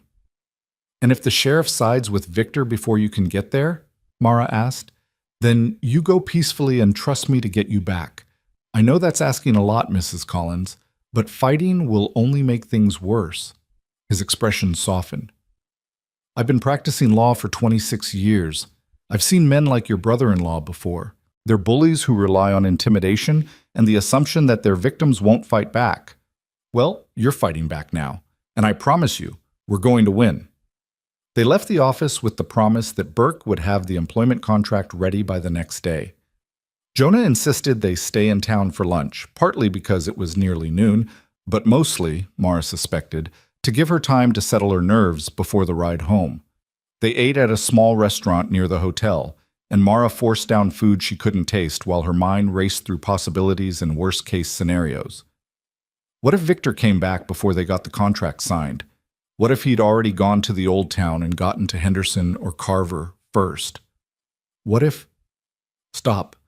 Jonah's voice cut through her spiraling thoughts. I can hear you thinking from here, and it's not helping anything. I can't help it. There are so many things that could go wrong, and we'll handle them if they do. But sitting here inventing problems that don't exist yet is just torture. He pushed his plate aside and leaned forward. Mara, look at me. She met his eyes, those steady gray-green eyes that had become such a source of comfort. We're going to get through this, he said quietly. All of us, together. You hear me? I want to believe that. Then believe it, because it's true. He paused, seeming to wrestle with something. When he spoke again, his voice was rougher. You asked me once why I helped you, and I told you part of the truth, that I needed help on the ranch, that the house was too quiet. But there's more to it than that. Mara waited, her heart suddenly beating faster. When I lost my wife and daughter, I lost my purpose. Lost my reason for getting up in the morning. For 4 years, I just went through the motions. Working the ranch because it's what I knew how to do, but not caring about it. Not caring about much of anything. He looked down at his hands, calloused and scarred from years of hard work. Then you showed up with those 6 kids, and suddenly the house was full of noise and life again. Suddenly I had a reason to make sure there was good food on the table, to fix the loose board on the porch steps, to care about what happened tomorrow. Jonah, let me finish. He looked up at her again. What I'm trying to say is, this isn't charity. This isn't me being noble or kind. This is me being selfish because I need you and those children as much as you need this ranch. Maybe more. So when I say we're going to fight this and win, I'm not just saying it to make you feel better. I'm saying it because I'm not willing to lose this. To lose you all. The words hung in the air between them, heavy with meaning. Mara felt tears prick her eyes, but for once they weren't tears of fear or desperation. They were something else entirely, something warm and overwhelming and terrifying in its implications. "I don't know what to say," she whispered. "You don't have to say anything. Just know that you're not alone. Haven't been since the day I found you on that road." He reached across the table and took her hand, his grip warm and solid. "Whatever happens with Victor, whatever the law says, whatever fights we have ahead, we face them together. Agreed?" "Agreed." The word came out choked with emotion, but she meant it with every fiber of her being. They finished their meal in a silence that was somehow both comfortable and charged with unspoken things. The ride home passed more quickly than the ride in, and as the ranch came into view in the late afternoon sun, Mara felt something in her chest ease. The house looked exactly as they'd left it, peaceful, solid, whole. Home. The children came running out before they'd even dismounted, Grace in the lead and the others close behind.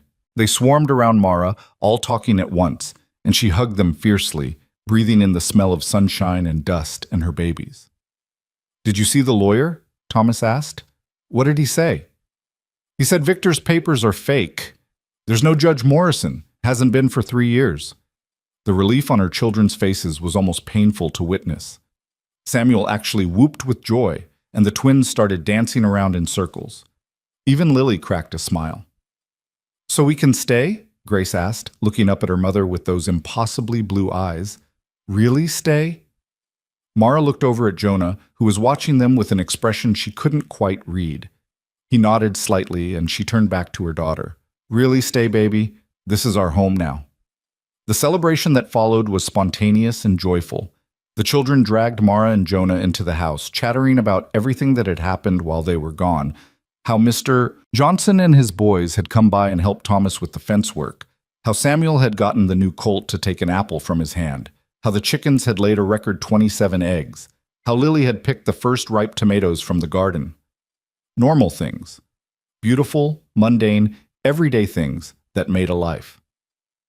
That evening, after dinner, and after the children were finally settled in bed, still wound up from the day's emotions but exhausted enough to actually sleep, Mara found herself back on the porch with Jonah.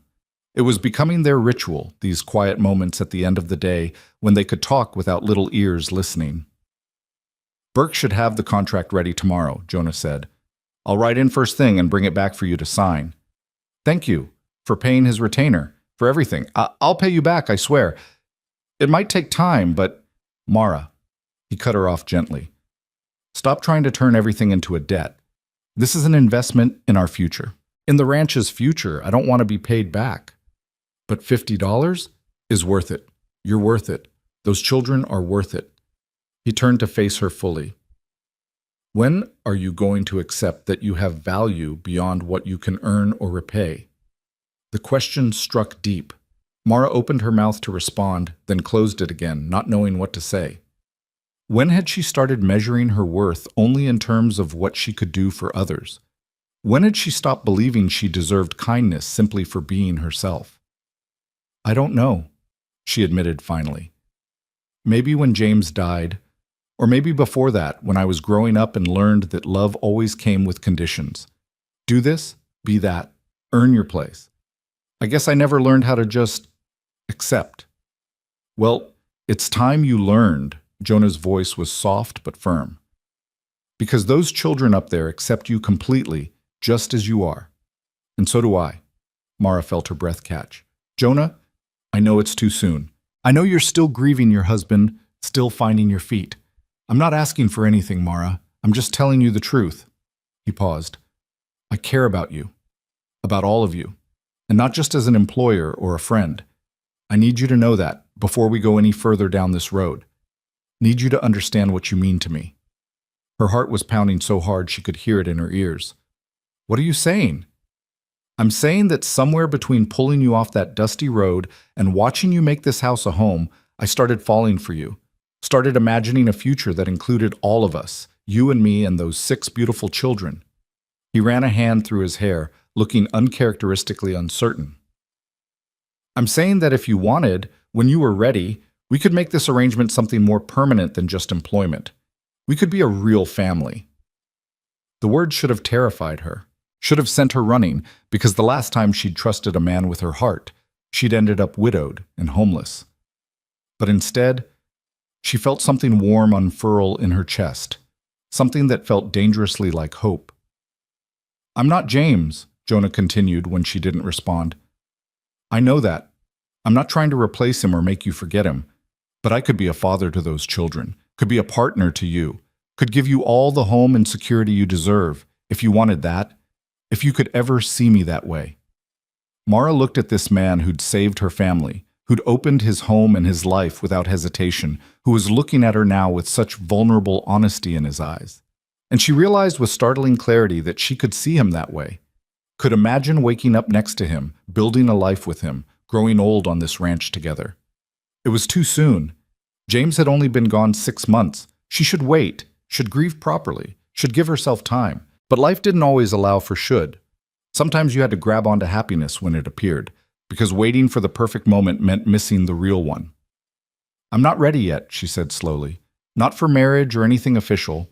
But Jonah, I need you to know that when I think about the future now, you're in it, you and this ranch and the life we're building here. I don't know when I'll be ready for more, but I want you to wait for me, if you're willing." The smile that crossed his face was like sunrise, slow, warm, and full of promise. "I can wait. I've waited 4 years to feel alive again. I can wait a few more months for you to be ready." He took her hand and they sat together in the darkness, fingers intertwined, not saying anything because everything important had already been said. Around them, the ranch settled into night. Cattle lowing in the distance, crickets chirping in the grass, the windmill's steady creak, and inside the house, 6 children sleeping safe and sound. This was peace, Mara thought. This was what home felt like. Not a place, but a feeling of belonging, of being wanted exactly as you were, with all your broken pieces and messy history. Of knowing that tomorrow might bring challenges, but you wouldn't face them alone. Victor was still out there somewhere, plotting his next move. The legal battle was just beginning. There would be hard days ahead, moments of doubt and fear. But tonight, Mara had this. Jonah's hand in hers, her children sleeping peacefully, and for the first time since James died, the belief that maybe, just maybe, everything was going to be all right. The future was uncertain, but it was theirs to shape. And that was enough. The next morning brought Mason Burke himself to the ranch, riding up just after breakfast with a leather satchel tucked under his arm. Mara watched from the kitchen window as he dismounted, her stomach tight with nerves despite Jonah's reassuring presence beside her. "That's a good sign," Jonah murmured. "Burke doesn't make house calls for bad news." They met the lawyer on the porch, and Burke wasted no time pulling documents from his satchel.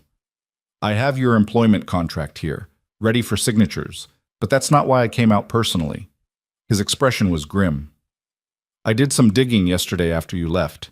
Your brother-in-law has been busy." Mara's heart sank. "What did he do?" "He went to Sheriff Dawson with those forged papers, claiming you kidnapped the children. Dawson's not the sharpest tool in the shed, and Victor played him like a fiddle, tears about his poor dead brother's children being corrupted by their immoral mother, the whole performance." Burke held up a hand as Mara started to speak. "But here's the thing. Dawson mentioned it to his deputy, who happens to be married to my secretary's sister. Small towns, you understand. Word travels." "So the sheriff believes him?" Jonah's voice was hard. "For now.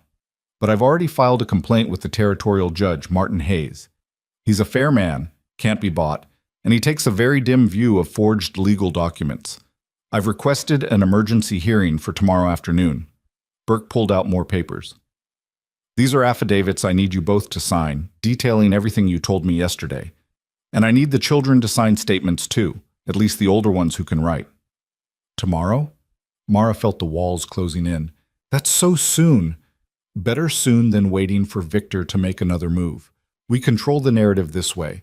Force his hand before he can manufacture more lies."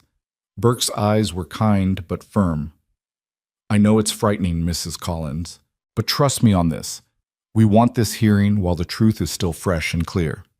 They spent the next hour signing documents, with Burke carefully explaining each one.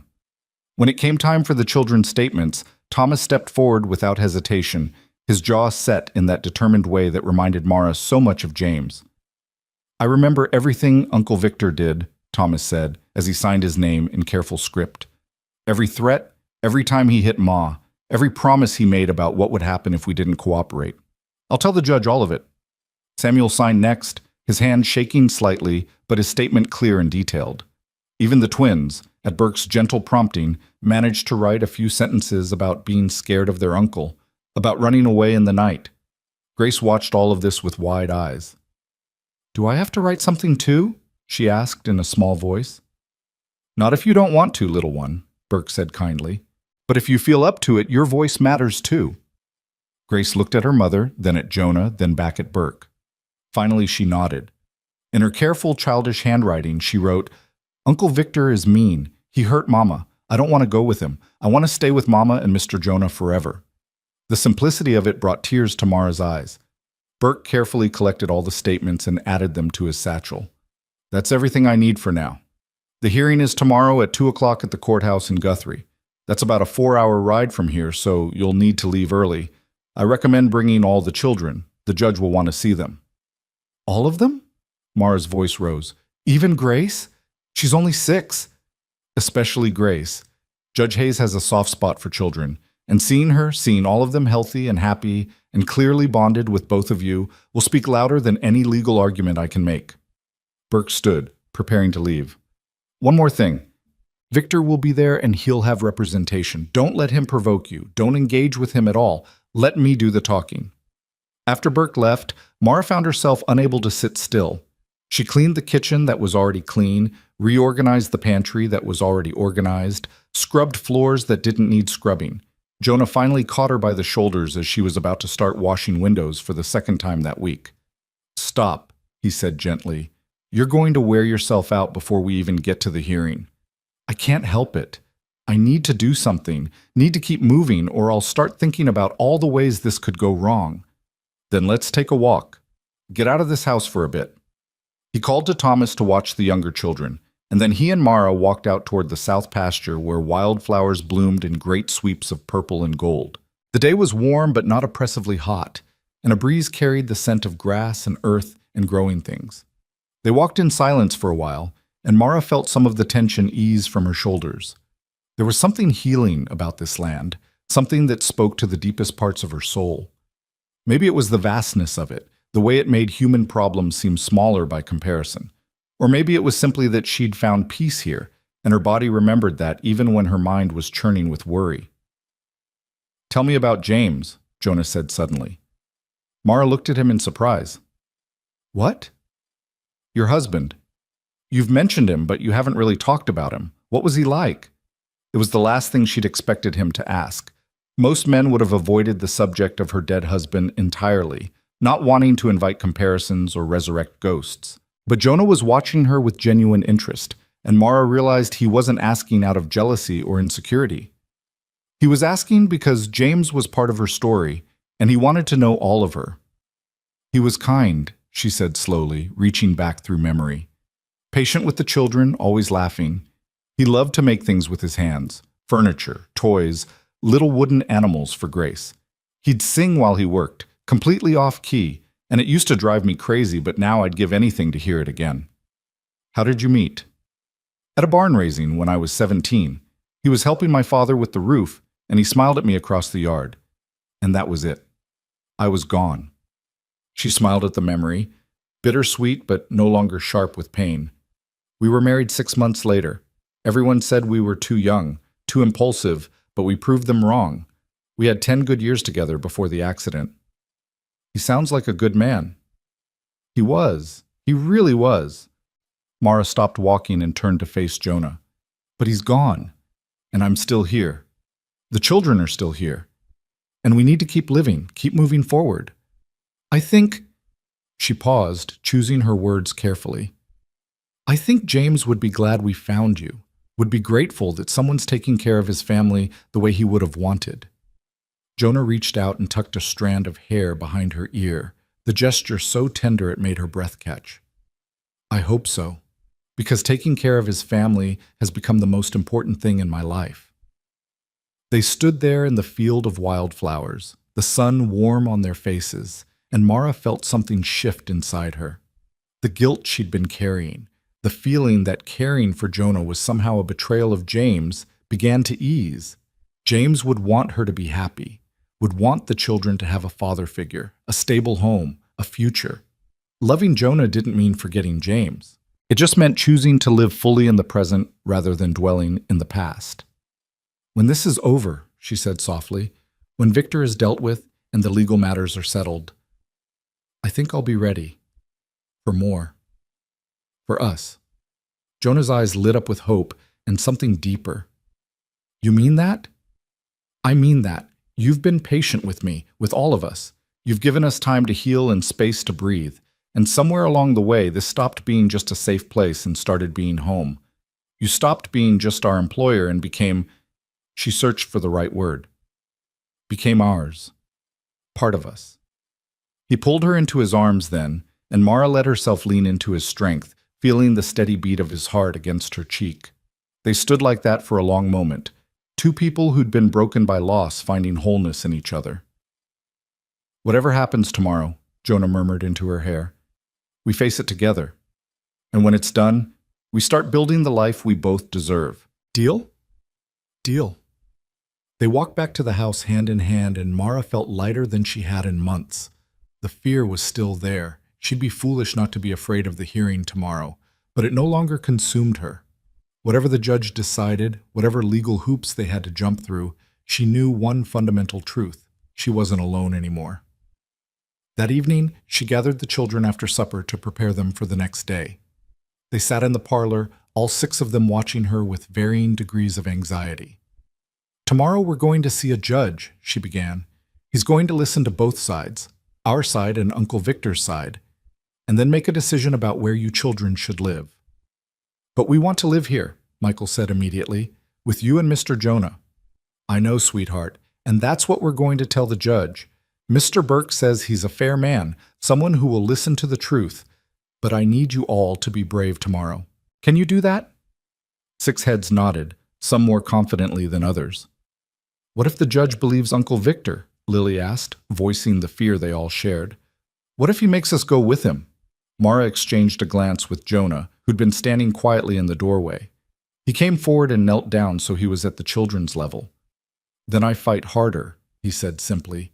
"I appeal to every judge in the territory if I have to. I hire more lawyers. I do whatever it takes, because you're not going anywhere you don't want to go. Not while I have breath in my body." The fierce protectiveness in his voice seemed to reassure them. Grace climbed into his lap, and Jonah wrapped his arms around her automatically, like he'd been doing it all her life. "You promise?" Grace asked. "I promise, little one. You're mine now, all of you, and I take care of what's mine." Thomas, who'd been quiet until now, spoke up. "What do we call you? At the hearing, I mean. Mr. Mercer seems too formal if we're supposed to be family, but Jonah seems too familiar if we're supposed to be employees," Is says.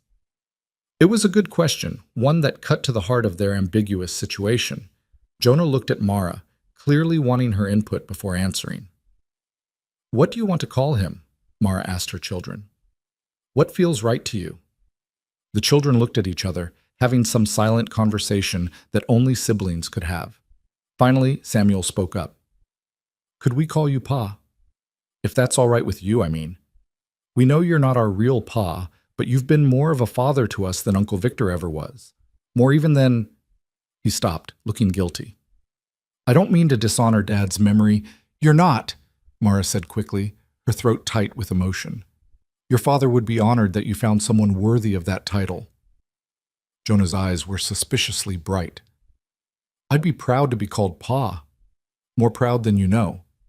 His voice roughened. "Your father was a good man who loved you all. I'm not trying to replace him, but if you'll let me, I'll stand in that gap for you. Be the father you need now." Just like that, the last barrier fell away. The children swarmed him, even Thomas abandoning his teenage dignity to join the group hug. Mara watched with tears streaming down her face, witnessing the moment her fractured family became whole again in a completely different form. They all went to bed early that night, knowing the morning would come quickly. But hours later, Mara was still awake, staring at the ceiling and running through worst-case scenarios. What if Victor had bribed Judge Hayes? What if he'd manufactured more evidence? What if... A soft knock on her door interrupted her spiral. "Mara, you awake?" She opened the door to find Jonah standing there in his nightshirt, hair mussed from sleep. "Can't sleep either?" she asked. "Kept thinking I heard something. Checked on the children twice already. They're all sound asleep. But I can't seem to settle." He ran a hand through his hair. "Mind if I sit with you for a bit? Just until we're both tired enough to sleep?" They ended up in the kitchen with chamomile tea, and the lamp turned low. For a long time they didn't talk, just sat in companionable silence. Then Jonah spoke. "I've been thinking about what happens after tomorrow, assuming things go our way." "What about it?" "I want to adopt them, legally, all 6 of them." He looked at her intently. "I know we haven't made things official between us yet, but I don't want there to be any question about my commitment to those children. I want them to be mine in the eyes of the law, not just in my heart." Mara felt her eyes fill with tears again. It seemed like all she did lately was cry, but these were good tears, healing tears. They'd like that. Having a father again, officially. "And when you're ready, when we make things official between us, I want to do it right. Proper wedding, proper vows, the whole thing. I want everyone to know that you're mine and I'm yours and we're a family. No more questions, no more doubts." "Jonah Mercer, is that a proposal?" "Not yet. When I propose, you'll know it. This is just me letting you know my intentions so you can prepare yourself." His eyes twinkled with gentle humor. "Fair warning and all that." She laughed despite her nerves, and somehow that made everything feel more manageable. If they could still laugh, still plan for the future, then maybe everything really would be all right. They finally made it to bed around 2 in the morning, and what felt like minutes later, the rooster was crowing and the sky was lightening with dawn. Mara woke the children, got everyone dressed in their best clothes, which weren't saying much after weeks of travel, but at least everything was clean and mended. Jonah hitched the wagon, and they set out in the pre-dawn darkness, needing every minute of travel time to reach Guthrie by 2 o'clock. The children were quiet during the ride, the twins actually sitting still for once, sensing the gravity of the day ahead. Grace sat between Mara and Jonah on the wagon seat, her small hand clasped tightly in her mother's. They reached Guthrie with an hour to spare and found Mason Burke waiting on the courthouse steps. He looked them over with an approving nod. "Good. You all look respectable and well cared for. That's important." He knelt down to address the children directly. "Now, the judge may want to ask you some questions. Just tell the truth. Don't exaggerate. Don't guess if you're not sure. If you don't know something, it's okay to say, 'I don't know.' Understood?" The children nodded solemnly. "Mr. Burke?" Thomas stepped forward. "Will Uncle Victor be in there?" "He will. But you don't have to look at him or speak to him. Keep your eyes on the judge or on me. Victor Collins can't hurt you anymore." They filed into the courtroom, a grand space with high ceilings and dark wood paneling that made everyone speak in hushed tones. Victor was already there with his lawyer, a sharp-faced man in an expensive suit. When Victor saw them enter, his expression twisted with fury before he managed to school it into something more acceptable. Judge Hayes entered and everyone rose. He was an older man with white hair and shrewd eyes that seemed to take in everything at once. He settled behind his bench and gestured for everyone to sit. "All right," he said, his voice carrying easily through the courtroom. "I've reviewed the preliminary documents filed by Mr. Burke. This is an unusual case. Mr. Collins, you claim guardianship of your late brother's children based on documents signed by Judge Morrison. Mr. Burke contends these documents are fraudulent, as Judge Morrison died 3 years ago. Let's start there. Mr. Collins, can you explain how you obtained papers signed by a dead judge?" Victor's lawyer stood quickly. "Your Honor, my client obtained these documents in good faith from a legal clerk in—" "I asked Mr. Collins, not you." Hayes's tone was sharp. "Mr. Collins, stand up and answer the question." Victor rose, and Mara was gratified to see him looking less confident than he had outside. "Your Honor, I may have been mistaken about the judge's name. It's been a difficult time, losing my brother and then having his widow disappear with the children. So you admit the documents may not be legitimate?" That is, I believed them to be legitimate when I presented them to Sheriff Dawson. That's not what I asked. Hayes shuffled through papers on his bench. I have here a death certificate for Judge Theodore Morrison, dated April 1887. I have witness statements from 3 court clerks confirming no guardianship papers were filed in this matter. I have affidavits from Mrs. Collins and her children detailing abuse and threats that drove them from their home. What I don't have is any credible evidence supporting your claim to guardianship. Victor's face was turning red. Those children are Collins' blood. So is their mother by marriage. And her claim supersedes yours unless you can prove unfitness. Can you? She's living in sin with a man not her husband. I have an employment contract right here, signed and notarized yesterday, establishing Mrs. Collins as Mr. Mercer's housekeeper with separate living quarters and specified wages. Try again. Mara felt hope bloom in her chest. Judge Hayes wasn't just fair, he was actively hostile to Victor's claims, cutting through lies with surgical precision. Victor's lawyer tried to recover. Your Honor, even setting aside the guardianship question, there's still the matter of the estate. As the closest male relative, show me the will. The will was lost. Convenient. Hayes turned to Burke. Burke, do you have evidence regarding the will? I do, Your Honor. I contacted Samuel Henderson, the lawyer who drafted the will in question. He's traveling here now with his copy from his files. He should arrive within the week. Additionally, I have a sworn statement from Robert Carver, who witnessed the will's signing, confirming that it left everything to Mrs. Collins. Hayes made a note. We'll hear Mr. Henderson's testimony when he arrives, but even without the will, Mr. Collins, you have a problem. You claim your brother's property as next of kin, but you sold that property immediately and pocketed the proceeds. By what right did you do that without going through probate? Victor's lawyer was looking increasingly desperate. Common practice in cases where common practice is not legal practice. You jumped the gun, Mr. Collins, and now you're trying to justify it after the fact. Hayes sat back. Let me be clear about what I'm seeing here. A man shows up with forged documents to claim children who are demonstrably afraid of him.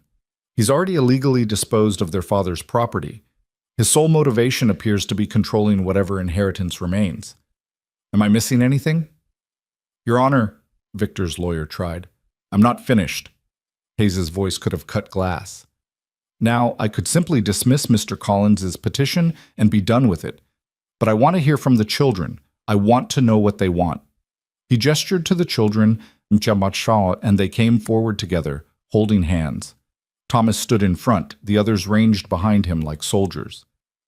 State your names for the record, Hayes said, his tone gentling. They did, one by one. Then Hayes focused on Thomas. You're the oldest? Yes, sir, 14. Tell me about your uncle, in your own words. Thomas took a deep breath. He showed up after Pa died and said the farm was his now. Ma told him Pa had a will leaving everything to her, but Uncle Victor said he couldn't find it. He said Ma should marry him to keep everything in the family. When she said no, Thomas's voice hardened. He hit her. I saw the bruises.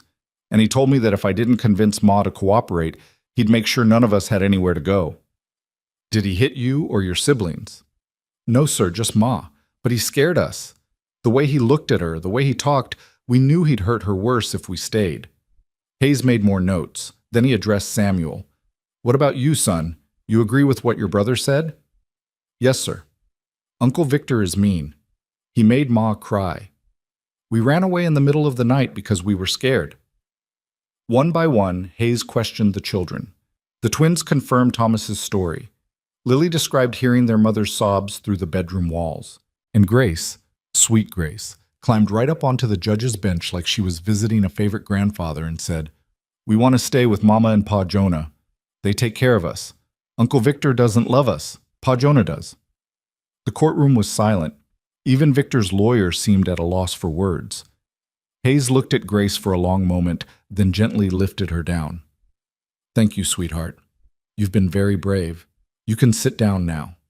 He waited until all the children were back in their seats, then turned to Victor. Mr. Collins, I'm going to give you one chance to withdraw your petition gracefully, because if you don't, I'm going to rule against you and note in the official record that you attempted to use forged documents to gain custody of children who are clearly terrified of you. That record will follow you. It will make it very difficult for you to pursue this matter in any other court. So I suggest you take this opportunity to walk away." Victor stood there, his face mottled with rage and humiliation. For a moment, Mara thought he might actually explode. But his lawyer put a hand on his arm and whispered something urgent. Finally, Victor bit out, "I withdraw my petition." Smart choice. Hayes stamped a document with decisive force. "Petition withdrawn. Custody remains with the mother. Furthermore, I'm ordering that Mr. Victor Collins maintain a distance of at least 100 yards from Mrs. Collins and her children. Any violation will result in immediate arrest. We're done here." He banged his gavel, and just like that, it was over. Mara sat frozen, unable to believe it had been that simple. 6 months of running, weeks of fear, and it ended in less than an hour with Victor slinking out of the courtroom in defeat. Burke was grinning. "That went better than I could have hoped. Hayes really took him apart." "So we're safe?" Mara asked, needing to hear it said. "Really safe. Really safe. Victor has no legal standing, and with the restraining order, he can't come near you. It's done, Mara. You won." The children erupted in cheers, Grace actually jumping up and down. Thomas was grinning wider than Mara had seen since before his father died. And Jonah was looking at her with such pride and relief that it made her heart ache. They celebrated that night at a hotel restaurant in Guthrie, the children giddy with relief and freedom. They ate until they couldn't eat anymore, and for once Mara didn't worry about the cost. This was a moment worth celebrating, worth marking as the end of one chapter and the beginning of another. The ride home the next day was completely different from the tense journey there. The children sang songs, played games, pointed out interesting clouds. They were children again, freed from the weight of fear they'd been carrying. As the ranch came into view in the late afternoon sun, Grace turned to Mara with shining eyes. "We're really home, Mama. Really, truly home. We really are, baby." The weeks that followed were filled with paperwork and legal procedures, but the outcome was never in doubt. Samuel Henderson arrived with the will, exactly as James had written it. Judge Hayes officially dismissed all of Victor's claims and awarded Mara full custody. And when Jonah filed adoption papers for all 6 children, they sailed through without objection. Summer faded into autumn, and the ranch took on the golden glow of harvest season. The garden produced more vegetables than they could eat, so Mara started selling the surplus in town. The cattle brought good prices at market. Thomas was handling more and more of the ranch operations, and Jonah began talking about buying adjacent land to expand. On a crisp October evening, Mara stood in the kitchen finishing the supper dishes when she heard the children shrieking with laughter outside. She looked through this window to see Jonah chasing them around the yard, Grace on his shoulders and the others dodging and weaving. He was laughing as hard as they were, and the sound carried through the open window like music. This was what healing looked like, she thought. Not the absence of pain, but the presence of joy strong enough to overwhelm it. Later that night, after the children were in bed, Jonah found her on the porch, their spot, the place where so many important conversations had happened. "Beautiful night," he said, settling beside her. "It is." Mara leaned against him, comfortable with the contact now. "I was thinking today about where we were 6 months ago, about that road where you found us. Feels like a lifetime ago." "It does. Jonah, I need to tell you something." She turned to face him fully. "I'm ready, for more. For us. I don't want to wait anymore." His eyes searched hers. "You're sure?" "I'm sure. You've been patient with me, given me time to heal. But I'm healed now, or at least healed enough. And I don't want to spend another day not being your wife when that's what I want to be." Jonah reached into his pocket and pulled out a small box. "I was hoping you'd say that. Been carrying this around for 3 weeks now, waiting for the right moment." He opened the box to reveal a simple gold band with a small diamond. Nothing fancy, but perfect. "Mara Collins, would you do me the honor of becoming my wife? Would you let me be a father to your children and a husband to you? Would you build this life with me officially and permanently?" "Yes." The word came out choked with happy tears. "Yes, to all of it. Yes." He slipped the ring on her finger and it fit perfectly, like it had been made for her hand. Then he kissed her, and it was sweet and gentle and full of promise. They were married 3 weeks later in a simple ceremony at the ranch with Judge Hayes officiating. He'd become something of a friend in the aftermath of the hearing. The children stood with them, all 6 dressed in their best clothes, beaming with joy. Dan Johnson and his family came, along with neighbors who'd heard about the wedding and wanted to celebrate.